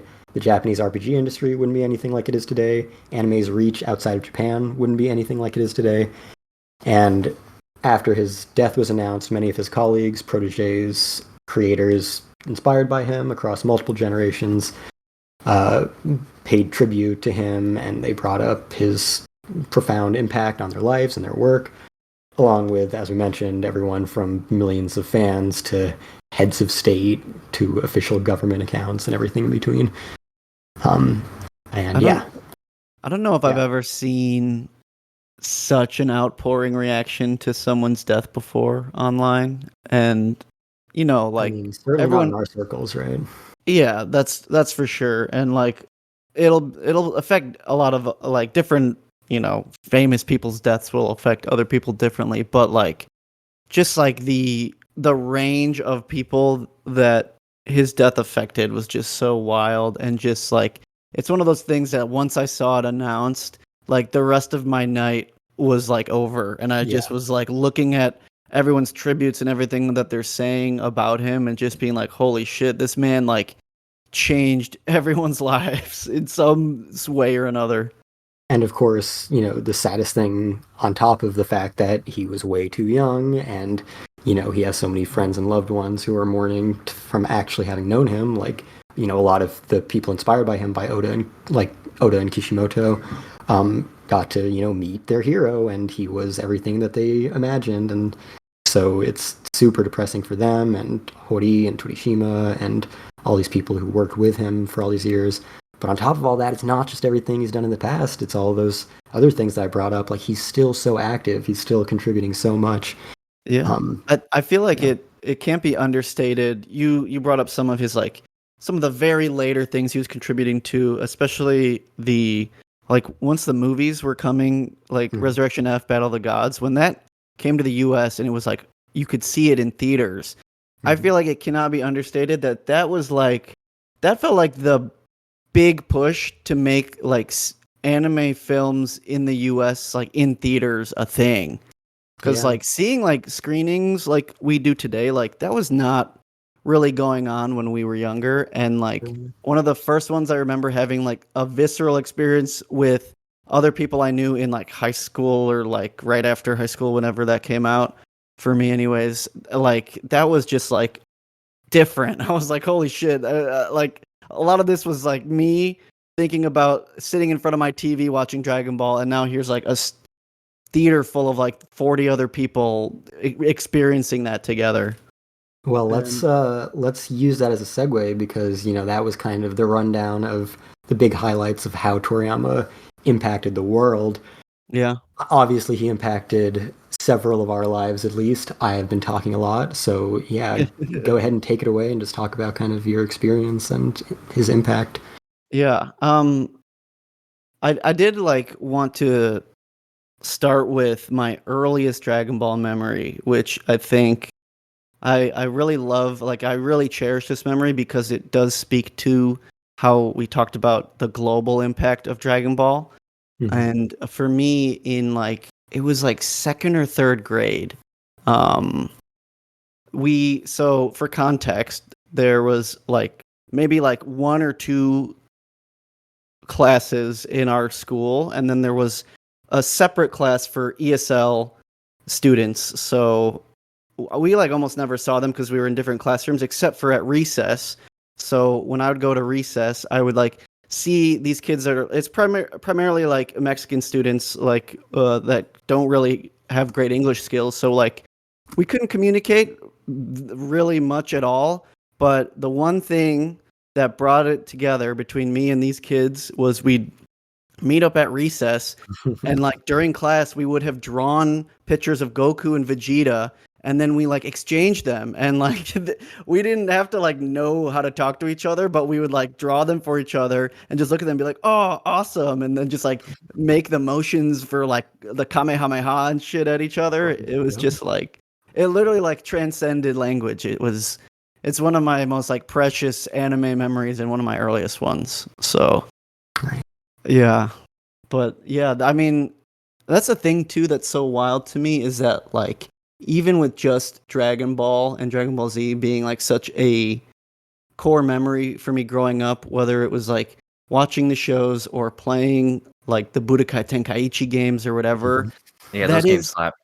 dude, they're so good. And the fact that they're bringing back with Sparking Zero is so sick because like the fact that they announced there's going to be like 30 different versions of Goku and 30 different versions of Vegeta to play. It's like, you know what? I'm down. I'm down for that. But just outside of the fact that like that changed so many people's worlds, and as you mentioned, before he even started this like world shifting series, he had already like created an empire with Dr. Slump, and like he had created like a lane for like one of the greatest JRPGs of all time with his art. It's just like mind-boggling the amount of cultural touch this man had, and like there was never a time in my life where some work of his didn't like show up in some fashion. It's crazy. But yeah. Kane, what about you? My sort of experience with Dragon Ball and Dragon Ball Z probably really isn't all that unique in the grand scheme of things, mainly in that I watched it on Toonami when I was a kid, and that was what was on after school. You would watch Dragon Ball Z and then Yu-Gi-Oh! And Digimon and whatever. It was just always this show that clearly got the most hype, especially because when you were a kid, this was probably your first interaction with a show that had this distinct amount of violence involved. Yeah. Yeah. And it coupled that violence with such a high amount of energy and hype behind it that it really kind of brought you into the universe where you wanted to be as like big and strong as Goku and Vegeta, only later Googling and realizing that Vegeta's like 5'3" or something like that. Like everyone's hyper short in that Short universe. things. Except Piccolo. Piccolo's huge. That's why he's the best in many different ways. But I think it just, it captured the imaginations and everything of me and my friend group. And, much like Brand's story, it also served as a bridge to be able to talk to people that in my town, very blue collar Amish farmer, like white boy town. We didn't really have people with like a language barrier or anything, but there was definitely, say, like socioeconomic barriers in that way. Mm-hmm. that the one thing you could bond over was watching Dragon Ball Z and then playing the trading card game when that came out. I remember that was a big thing. Like there was Yu-Gi-Oh, but then if you like Dragon Ball Z, you bought the cards. You didn't even play the game. You just bought them because it had screenshots and special art and everything of all your favorite characters. And it was every boy's like first manga anime drawing they tried to do was I'm gonna draw Goku or Vegeta or Piccolo going Super Saiyan, or it was just it fucking enveloped you in a way that nothing else really did for such a long period of time. And honestly, I think there was also partially because of the violence involved, but and I talked to Kestrel about this before we started recording this episode, but there is a bit of rebelliousness to watching it because your parents fucking hated it. So it made you like it even more because you know that they didn't like it. Now, most of the time it wasn't because of the violence, it was because of the endless episodes of screaming and the long expositional speeches and soliloquies about what was going exploding on in 5 minutes. Yeah, exactly. All that stuff. With when you're a kid, it just sucks you in, and you can watch all that and not bat an eyelid at the fact that you just listen to a character yell for in just intolerable amount of time. But I think there's also that. This was cool, and your parents didn't like it, which made it even fucking cooler. On top of that. Like we got shirts with Dragon Ball Z, the card games, the video games that came out that were always cool. The movies, even if they weren't canon, like that was my experience, and it was also an introductory to anime in general and shonen anime in particular, which is the same with a lot of people as well. That it brought you into this whole new realm of media that you may not have known when you were just watching like SpongeBob and Cat Dog and Hey Arnold and stuff, which are all cartoons really geared towards kids. And then you get to Dragon Ball Z and there's an alien that's just punching a 12-year-old in the face like over and over and over again. It was a culture shock. So I'm certainly glad I watched it because it's allowed me to get into a media and fan base of people that even though I clown on them all the time, like I still watch a shitload of anime. And granted, I haven't gone to a convention in a really long time. I used to go all the time, and part of it was because there was some camaraderie there with Dragon Ball people. Like it transcends all walks of life, which is what makes it truly special. Totally. Hey, do you have any experiences with Toriyama's work? I've never been the biggest fan of his art style. Okay. To be perfectly honest. But like, I'm not stupid enough not to recognize like, it's like this is massive. It's kind of funny because we're talking about people's reaction to this his death, and it's kind of telling that his impact spans two entire different forms of media, entire different forms of media if you count animation and comics as two separate things, and then add into it video games. Like I listened to several video game podcasts, and all of them brought this up. Like the ones that were recorded since the news went public anyway. Right. And it's funny listening to like one of the like main video game podcasts I listened to. This was like their top news item, even before like around all of the layoffs going on in the video game industry. This was still their top news item. Yeah.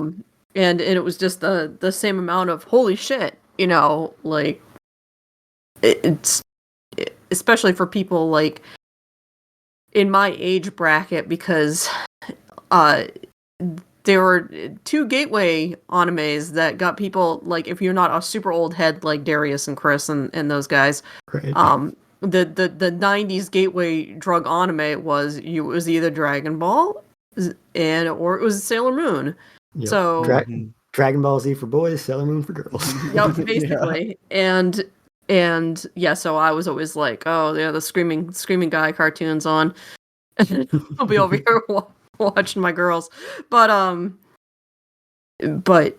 yeah, it was, if it wasn't for, you know, it wasn't for that, then you wouldn't have had them bringing over literally every fucking thing else under the sun to try to, you know, get in on that. Right, recapture that magic. Yeah, they're like, ooh, there's money to be had here. Mhm. People like these Japanese cartoons. Exactly. And to just like, yeah, that. And the thing about Dragon Ball was it wasn't so hyper violent, because everything else that was coming over for anime was either super hyper violent, very much for adults, or very, very, very, very child geared, like extreme, like Hello Kitty Fairy Tale Theater or something, you know, like. And then there was nothing aimed at like a middle age bracket. It's like the old MST3K joke. It's like, oh, is that one of those Japanese hyper violent porn cartoons? Like, because that was like all that was getting imported and to be like on the back shelf in like, you know, in a video rental store. And that was like very much like, oh, those are the naughty cartoons, you don't touch those. So to have something aimed at the teenage bracket was, yeah, like totally underserved. Yeah, like I, you know, obviously we were having Pokemania around some of the same times, but like you said, it was definitely like that veered a lot younger and a lot more toyetic and collectory, where Dragon Ball Z was really the thing that like got people into, okay, cool, fighting cartoons, this is cool, I can keep watching this through like middle school, maybe high school, and there's a bunch of other cartoons like this that are super cool and violent. I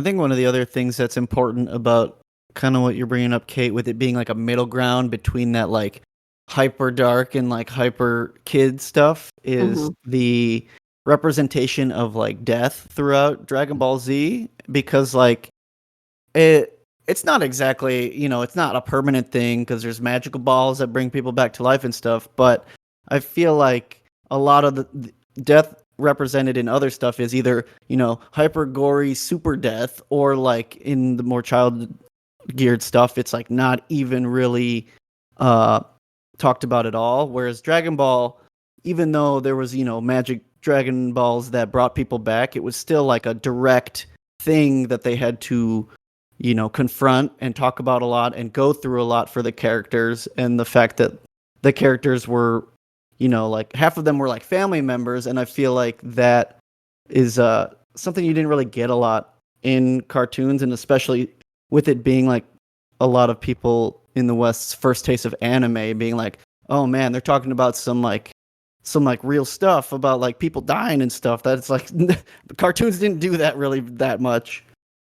Yeah. At least the ones on our TVs at the time.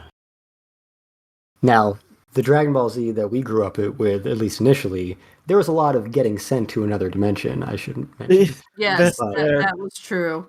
But eventually they did come around to it, and we knew what they were talking about anyway. Yeah. This is the same. It's the same thing. The censors, and a lot of that was that was interesting because both the Dragon Ball Z and Sailor Moon got started as you know, a chunk of episodes, just enough to make up that magical number of 65 episodes for a syndication run, and tossed into the land of syndication. So they would shove that shit on the air at like the most random times, like either super early in the morning or usually right about when they figured people would be at home from school. And they they were before school or after school, exactly. Yeah, before school or after school. So they were subject to the censorship that was applied to children's cartoons in the United States, which means you do not talk about death. So there was always interesting editing to work around any kind of deaths in both of those shows, like just kind of like, oh, they've been disappeared, you know, kind of situation, not explicitly, but yeah, no one was that stupid. Did they edit out like the Halo like above Goku's head in those early days? Because I imagine that'd be quite a feat to do, even if they're not directly talking about death. Like he's very clearly has a halo above his head for like half of the arc that he's like going on Snake Way and stuff. I know, I should know that. I watched those episodes so many times. Of course, the thing that I remember is everyone knows the Home for Infinite Losers, right? That's not too old of a joke at this point. Yeah. Yeah, I remember that. Hell was turned into HFIL, the Home for Infinite Oh my Losers. goodness. Classic. Yeah, that and copious usage of the word like destroy instead of kill. Yes. It was always destroy, and I will destroying. send you to the next dimension. Yeah. Or the occasional like I'll take you down or something. So yeah, every kid is smart enough to know that's not what they actually mean, or can connect the dots. Like if you're gonna shoot a hole in somebody, they're probably not just gonna be knocked out for a little while. Right. Yeah. DJ, hopefully you're still awake. I'm here. Cool. Before we started this episode, you said that you knew nothing about Toriyama. Hopefully you have had some education. I'm curious if after all of that, you have any experience where you've come across any of his work. I mean, yeah, I had a casual relationship with Dragon Ball when I was a kid because I also watched Toonami. And like Kate said, I can completely respect the influence that he has had on the industry as a whole. It's just Dragon Ball, which is the only property of his that I have any experience with at all, never really stuck with me. Like I had fun watching it, and I definitely admire that style, even if it is a lot of yelling, because it's so stereotypically shonen, but it kind of like created the stereotypical shonen in a way. Exactly. Yeah. Yeah. So it's like it's a classic at this point, and it's still like fun to watch. I was more of a Sailor Moon guy when I was a kid. So that was like the show that I was watching on Toonami. Breaking stereotypes, love it.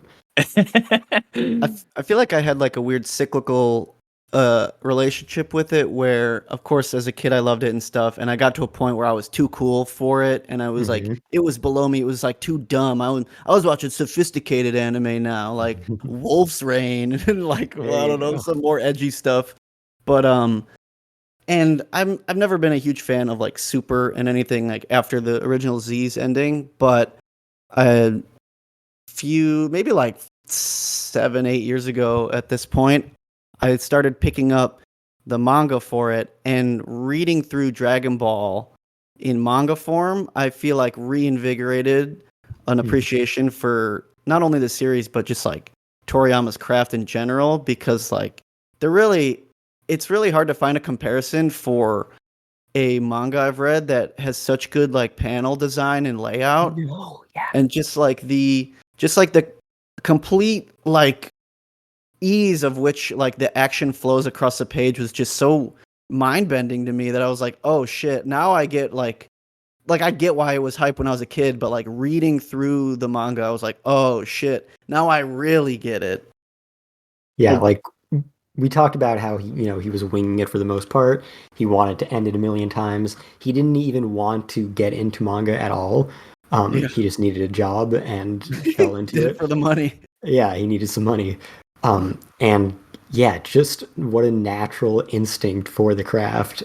Because yeah, he just gives everything so much space to breathe. Everything is so clean, just flows so easy to read. Incredible.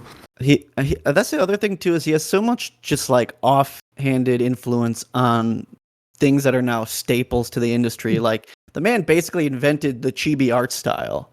I mean, most of his like original one shots and all that, like his characters are very like deformed, cutesy shaped, like no bigger than like 2 foot tall. Yeah, totally.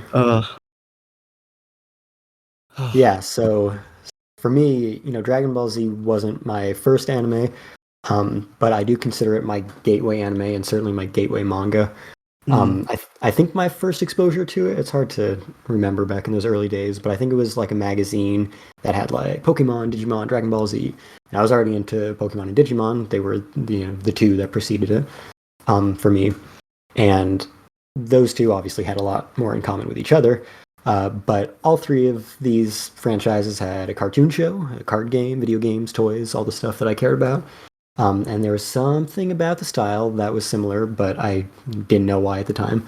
And so I don't think I got into immediately like from that point, but I know by the time I like turned 10, so that's early 2002, I was definitely like very obsessed. It was like my number one obsession at the time. So, I was starting to collect the cards, as you do with any of those franchises when you get into it. And I also got some of the 3-episode Pioneer VHS tapes with the ocean dub of the Saiyan Saga with Rock the Dragon as the opening. And I watched those over and over and over. I like Rock the Dragon. I will never I will never lie about that in my life. Absolutely. And I never had cable, but when I was really getting into Dragon Ball Z, it happened to be when my dad was getting cable. So when I'd go over to his house, I'd be able to watch it for the first time. And my top priority was always Dragon Ball or Dragon Ball Z on Toonami. And by the end of 2002, actually, is when we got Dragon Ball Z Budokai. And that was released in Japan. That was kind of like, I think, the first big comeback for Dragon Ball after a few years of it being kind of dormant and nothing really being released. And of course, it was right when Dragon Ball Z was hitting its peak in North America. And so it got released in North America right after Japan within like a week. And so my dad's partner's son was also into Dragon Ball Z at the time. And he had a PlayStation 2. So I got to play that. We got it when it came out, and I remember we like played through the whole game in the first night that we got it. We must have stayed up till like 3 or 6 in the morning. And then I would play it just all the time with him and my friends and everything. And then also within like the first year, I started to see magazines around different stores that would have Dragon Ball Z on the cover. So I'd always try to get those whenever possible. And I think it was really these magazines that I learned that all these things that I was obsessed with, Pokemon, Digimon, eventually Yu-Gi-Oh!, along with Dragon Ball Z, were all of the same thing called anime. And apparently it all came from Japan. And apparently there's a lot more of it. And some of that I'd become familiar with through the magazines or Toonami and eventually Adult Swim Action. And then, of course, I discovered that you can learn about anything on the internet. And then just, no turning back from there. And definitely my first exposure to manga was Dragon Ball. Actually, before Viz went all in with their Shonen Jump magazine and having, like, Tonkobons for everything, they did release some of the Dragon Ball manga as single chapters in, like, the monthly comic book format, like the American floppies. And I remember my sister got me one for Christmas, and I knew that it wasn't... Or I remember that it wasn't like flopped to be left to right, because I remember when I opened it and I thought it was a Hamtaro magazine because it had an ad for Hamtaro on the back, and I had never encountered anything that read right to left, so I assumed that was the front. So I was like, oh, Hamtaro, huh? Okay, thanks. And then I opened it and I was like, oh, it's a Dragon Ball Z comic? Fuck yeah, this is way better. So that was distinctly my first exposure to manga. And then Shonen Jump launched in late 2002 and got fully underway in 2003. And I was, of course, drawn to that because it had Dragon Ball on the cover. And that just immediately made me a manga fan. I would read every series and every issue of the magazine. I still have every issue of Viz's Shonen Jump on my shelves.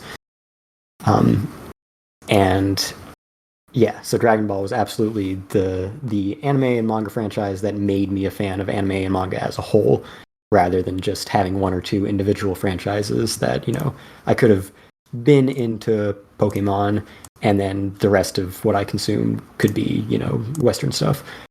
It was Dragon Ball that made me hyper-focused on every animation property that was coming out of Japan that I could get a hold of. And that's, what brings me to today after all these decades.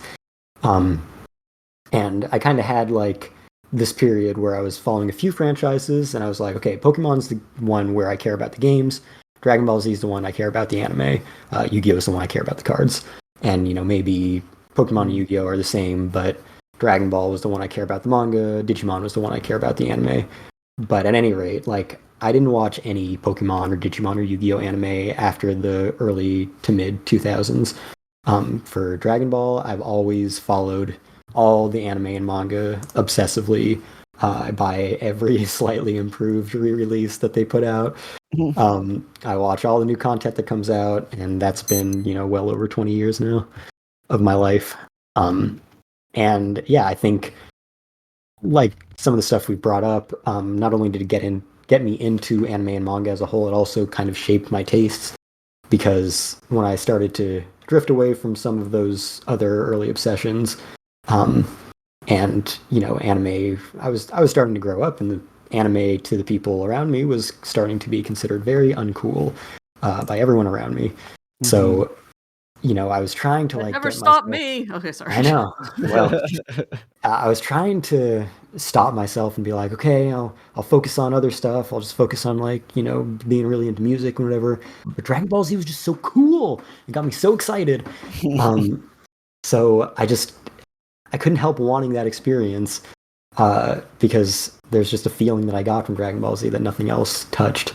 And then the rest of Toonami and Shonen Jump naturally continue down that path with all of its other shonen action series, and it's the reason why I'm still such a big fan of shonen now. Last couple months ago when we did our top anime of last year, I had Jujutsu Kaisen at number 3, and I had this whole big speech about why I can justify that, and the same thing, I put Bleach at number 1 the year before it. And it all comes back to Dragon Ball. All of the reasons I give for those things, all of the reasons that they still rank among my favorites in a given year are because, what we're getting today is the Dragon Ball anime I wish I had back then, because it can bring me the same excitement in my 30s that Dragon Ball Z brought me when I was turning 10. And, at this point, I think I'm pretty much done with all of my other, formative franchises and all of their forms.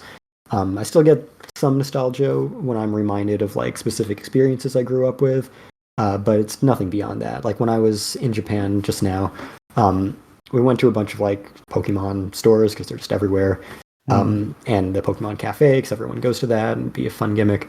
And they had these screens playing back, the first few generations of Pokemon games, and I got twinges of nostalgia. I felt that, but I had no desire to get back into the franchise. But every time we went to a store with anything manga, anime, art books, out of all the thousands of items I came across, I'd always find myself being drawn to the Dragon Ball art books, specifically the ones that are just straight up Toriyama art. And they're books that I have the exact same books. I even have them multiple times because they did different releases with slightly different content. Yeah. And just every time I see one in a store, I'm just his art style is relatively simple, but just has such a charming, appealing aesthetic, and he just mastered it so perfectly that I just always find myself gravitating toward it. And I was thinking about it, I could have been, doing exactly that a few miles away from where he was when he passed away, because as I found out after I got back, it was while I was in Japan. Yeah. But yeah, that's pretty much what's been going through my mind for the past 12 days since it was announced. And kind of the conclusion it brought me to is Miura was the creator of my favorite piece of media created by a single person primarily. Toriyama is the creator who has actually shaped my life the most. Just like he has for millions of others, just like he has for entire multiple industries at this point. So, yeah, I think that's why this has been so weighing on my mind so heavily, because of just how much I owe about my current life and the paths I've taken directly to his creations. Yeah. Yeah, you really don't feel the impact of it until it happened, Yeah, I mean, I think no one was expecting it because it's No. He's not super young, but he's certainly not old. And he's been so active, just putting out all this content. Like I said, he was talking about how Daima is going to be. He's going to be so involved in it. Sandland's coming out tomorrow. Yeah, it's crazy. Yeah, I think it's going to be really special that Daima is like the last actual Dragon Ball thing that he worked on. It feels like a, real coming around full circle thing. So that anime is definitely going to hit different. Absolutely, yeah. No. Yeah, it's hard for me at this point, like, what didn't he work on? GT, right? Which no one really liked. And now Toei doesn't really want to acknowledge. Everything else, like, he's been so instrumental in bringing Dragon Ball back and making this whole new era of it. It's hard for me to, be able to care about anything going forward in the franchise that he's not going to be involved in. Well, I don't know if it was today or yesterday, but they announced that Super is going on an indefinite hiatus. So which makes sense. That makes sense. Yeah, totally. Yeah. Like, there's been a lot of unclearness about exactly what Toriyama is contributing versus Toyotaro. But yeah, I think it's time to take a break and maybe reevaluate what the future is, because I don't know how much of Daima he, planned out ahead of time. But that's going to be another situation where, like, they probably want that to go a lot longer than whatever he had come up with so far. Yeah. So, and the timing is crazy too, because yes, Daima is coming. Sandland, like you said, it's releasing what you said tomorrow or something. And then there's another Dragon Quest around the corner too. Like, I don't know the exact release date, but I think it's next year. Well, like I said, like, Dragon Quest 12 doesn't even have a release date yet. That's going to be the next big one. And yeah, both him and Sugiyama, who died in 2021, already contributed to that. And yeah, there's a Dragon Quest spinoff just a few months ago that, he still did all the art for. So, I think we'll kind of have the ghosts of his work for another year or two. And it'll definitely feel weird to have those posthumous releases. But yeah, after that point, it'll definitely be a massive hole that he's leaving behind. But yeah, his first manga was 1977, so that is 47 years of straight work. So yeah, absolutely insane. Yeah, I think it's you mentioned it earlier, and it's definitely holds a lot of weight that yes, he's probably the second most important person in all of manga behind Tezuka, but I think it's pretty easy to say that he is like the most important mangaka post like 21st century, just because when people say like, oh, who's your director's favorite director, it's like, oh, Toriyama is your mangaka's favorite mangaka. Exactly. It's like seeing all of the press releases come out from people, and as you mentioned earlier, Gintama, just like a pure gag anime and manga that like rips from so many things. It was primarily Dragon Ball was like the main source it was taking a lot of its jokes from. And I mean, in Sorachi's letter about Toriyama, I mean, he says it pretty bluntly that he would be nothing without Dragon Ball. And I think that's can be said for everyone else's, like Kubo's and Oda's and everyone that has been literally, he's the reason why they're in it. So yeah, if you look up like any of these people's Wikipedia articles, like the first sentence in early life and career is they grew up reading Dr. Slump and Dragon Ball and were inspired by Akira Toriyama to create their own manga. Yeah. Oh, a few weeks ago I was in like a thrift store, and this was before the news broke of his passing, but I saw a super oversized t-shirt with Arale on it, and it was like bedazzled. So there was just like really crappy looking, just like shiny red jewels all over this t-shirt. And I was like, that's one of the most interesting things I've ever seen thrifting. And I didn't get it. And now, like, since the news has passed, I feel like I have to go back to that thrift store and hope it's still there. This past weekend, we went to the grocery store and I went to the cereal aisle. and I saw that the Reese's Puff cereal, which by the way, not candy, that there were Dragon Ball characters on the front of it, and they were like doing this Dragon Ball Z promotion out of nowhere. And apparently it just started like last month or something, maybe even more recently than that. But it's like, yeah, it's not even like advertising anything, and it's specifically Dragon Ball Z. Like everything now is branded as Super, and it was just like Dragon Ball Z, not advertising anything, just Dragon Ball Z exists. What? And I was like, I mean, I'm not saying that General Mills killed Toriyama to sell cereal boxes, but if they did, No, I mean, I bought the box. That's some tinfoil hat shit right there. So, might have worked. I'm gonna find out he was hit by a General Mills truck or something. Yeah. Oh my god. Anyway, that's what I Yeah. have on Akira Toriyama. And that was our last news item. Yeah, right. Now let's talk about the end of the season. No, we will not be doing that. That will be saved for the actual end of when these shows bow out for the season. I do have lots of recommendations, though. All right, let's do that. Yeah. I have a couple I can lightning round off really quick. Sure. So these are all on sale in the Crunchyroll store. Two of my favorite shows from my favorite studio are on sale right now. First of which being Shirobako. You can get the complete collection Blu-ray for a little over $65, which you're not saving much, but it's a great show, and you should buy it. And you can also get Sakura Quest Parts 1 and 2. There's no complete collection yet, and that'll cost you about $80. But if you want something cheaper, and this one doesn't come from PA Works, you can get Sankareya, Zombie Romance Show for $17 on Blu-ray. And I'm probably the biggest Sankareya fan in the world, because I still talk about this show all the time so many years later, and it's fantastic. Last one is I Want to Eat Your Pancreas. So if you want to spend $40 on a movie, you can do that, and you can get the Blu-ray of that on Crunchyroll right now. Man, I would love to rewatch Shirobako. It's been a very long time. So good. Yeah.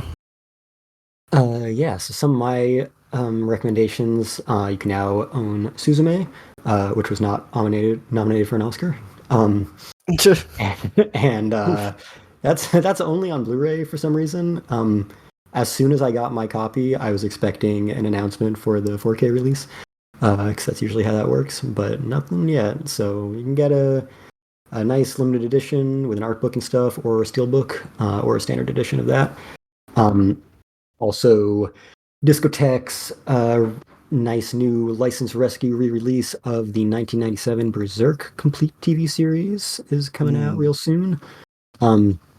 Also, my number one anime of 2022, Bleach 1,000 Year Blood War Part 1, the Blu-ray limited edition and standard edition are also coming out next week. And that's kind of the realization of I wish all the shows I grew up watching had real good anime adaptations. Finally got it. So that's it for new anime releases coming out. For manga, or I guess light novels, I've got Mushoku Tensei. You can now buy every volume of the original light novels for that series. And then for video games, my one video game a year, of course, how could it be anything but Final Fantasy VII Rebirth, which I have barely touched, and almost certainly everyone who had any intention to play that game is already playing that game. But I will note that although I've barely gotten anywhere in it, all of its like rankings and scores and ratings across like critics and fans everywhere is like the highest any Final Fantasy game has ever been, or like any Square Enix game maybe. So I look forward to seeing what is so insanely amazing about it as I get into the next several hundred hours of it, because I'm like an hour into it. Yeah, so in terms of some non-weeb stuff, Dune Part 2 is out in theaters, and you should definitely see it in the IMAXiest IMAX you got. It's also in IMAX 70mm, but it wasn't actually shot on film. So if you don't have that available, definitely prioritize IMAX over film. It is incredible cinematic experience, and while the first film was that, but mostly setup, this is that, and also incredible in every other way. So highly recommend that. Also, Shogun on Hulu. Really, really good series. It's 5 episodes in. It's like the best new Western drama about Japan, but best new Western drama I've seen in years. It's incredible in every way. I hope it pulls off the last 3 episodes because that could be an all-timer if it keeps this up. I haven't started that yet, but I heard a lot of good buzz around it, and I also just think it's awesome that Hiroyuki Sanada gets to be the lead because I feel like that man's just been killing it for so long, and like I've never really seen him personally as like the lead, and I feel like this is finally him getting his flowers. Cool. Definitely a supporting role, at least in Hollywood. I'm sure he's had big lead roles in Japan, but I've definitely noticed in the past few years that he's kind of taken over Ken Watanabe's role as Hollywood's favorite Japanese guy. That's very true, yeah.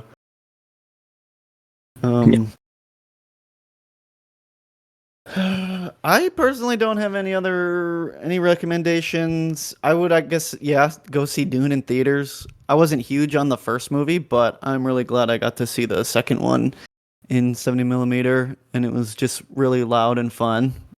And yeah, it will fucking shake you to your core in every way. Literally, it's just like so overwhelmingly loud, at least when I saw it. I mean, mine wasn't too loud, but just the literal shaking that it caused was just very appropriate to the material. It's true. The bass. The best theater near us shut down several years ago. And so we went to normal ass, regal ass cinema. But it was but they didn't blow out the speakers, but yeah, even we were getting a little bit of shaking, and we weren't in a fancy theater.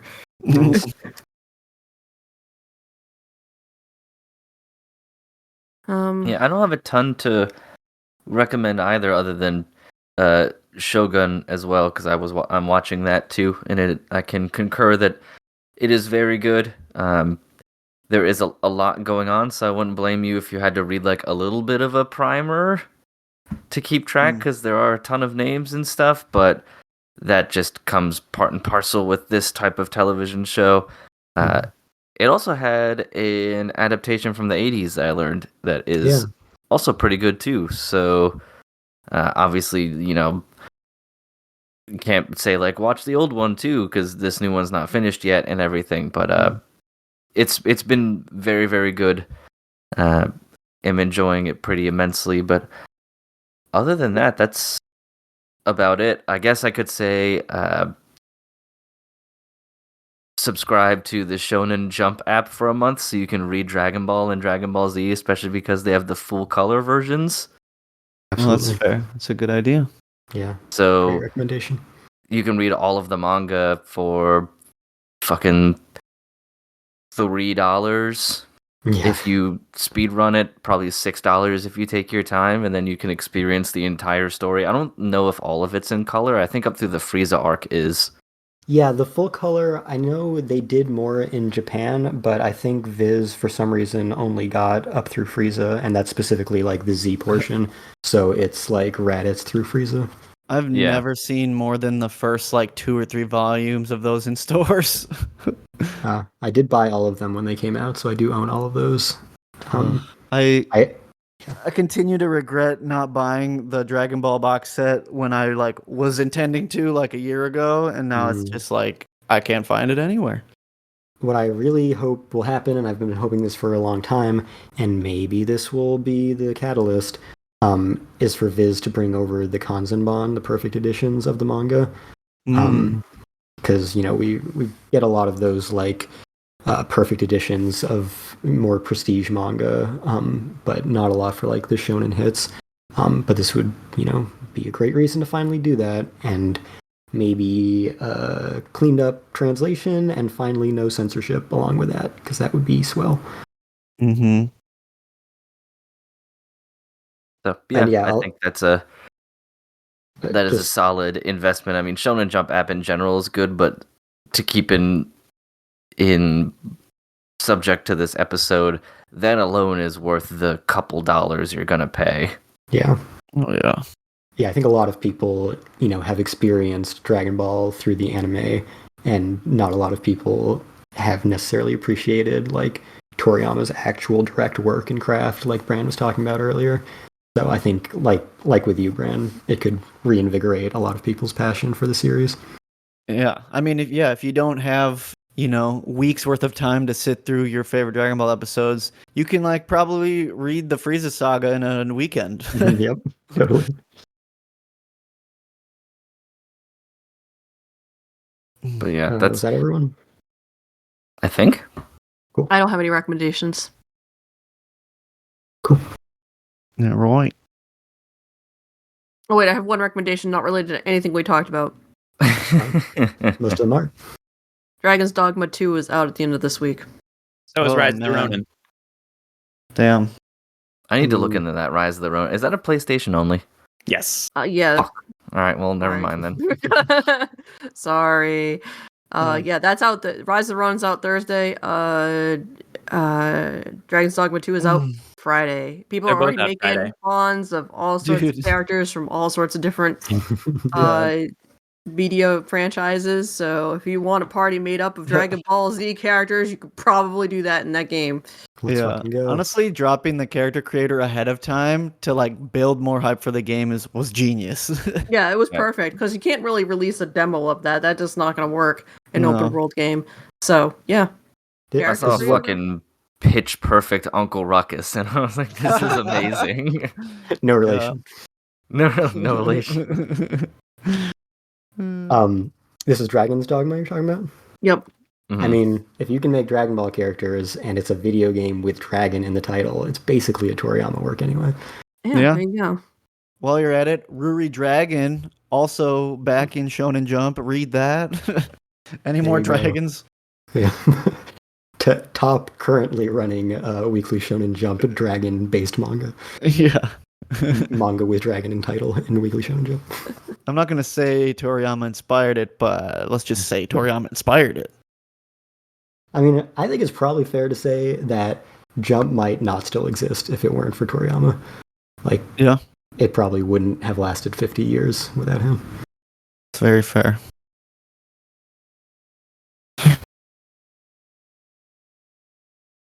All right. Okay. Well, yeah. Yeah. How about we wrap this on up? And Kestrel, how about you start letting everybody know where they can find us and where they can find you? Yes, you can find us wherever you find podcasts. We're on Apple Podcasts, Google Podcasts, while it still exists for a few more days.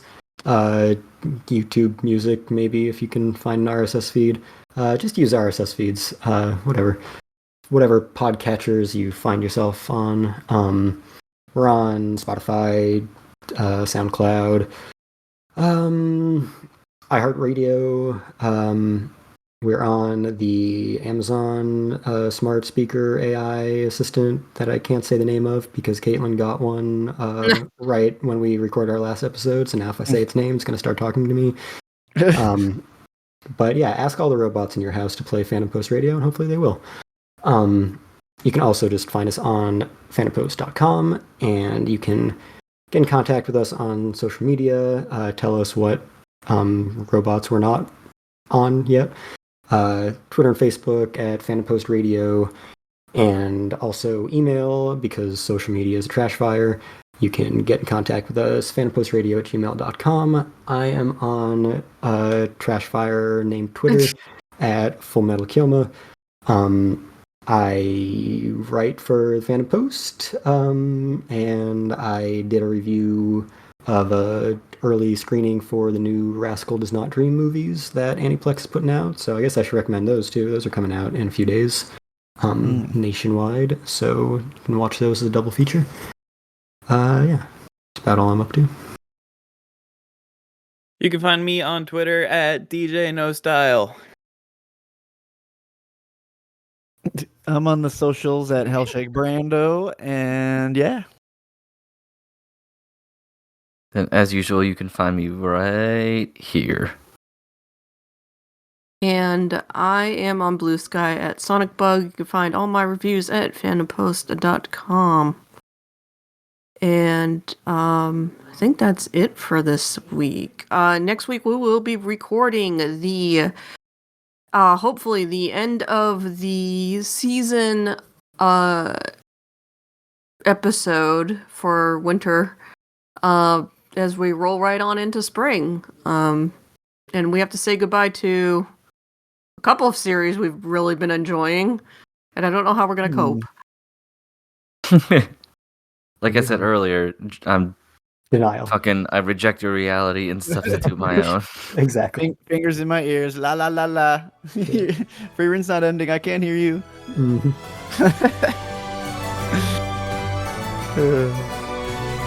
All right, awesome. Well, as always, thank everybody out there for listening. If you have your own Toriyama stories you want to share or inspiration or anything like that, feel free to let us know. That's always cool to connect with people on that level for something as iconic as this.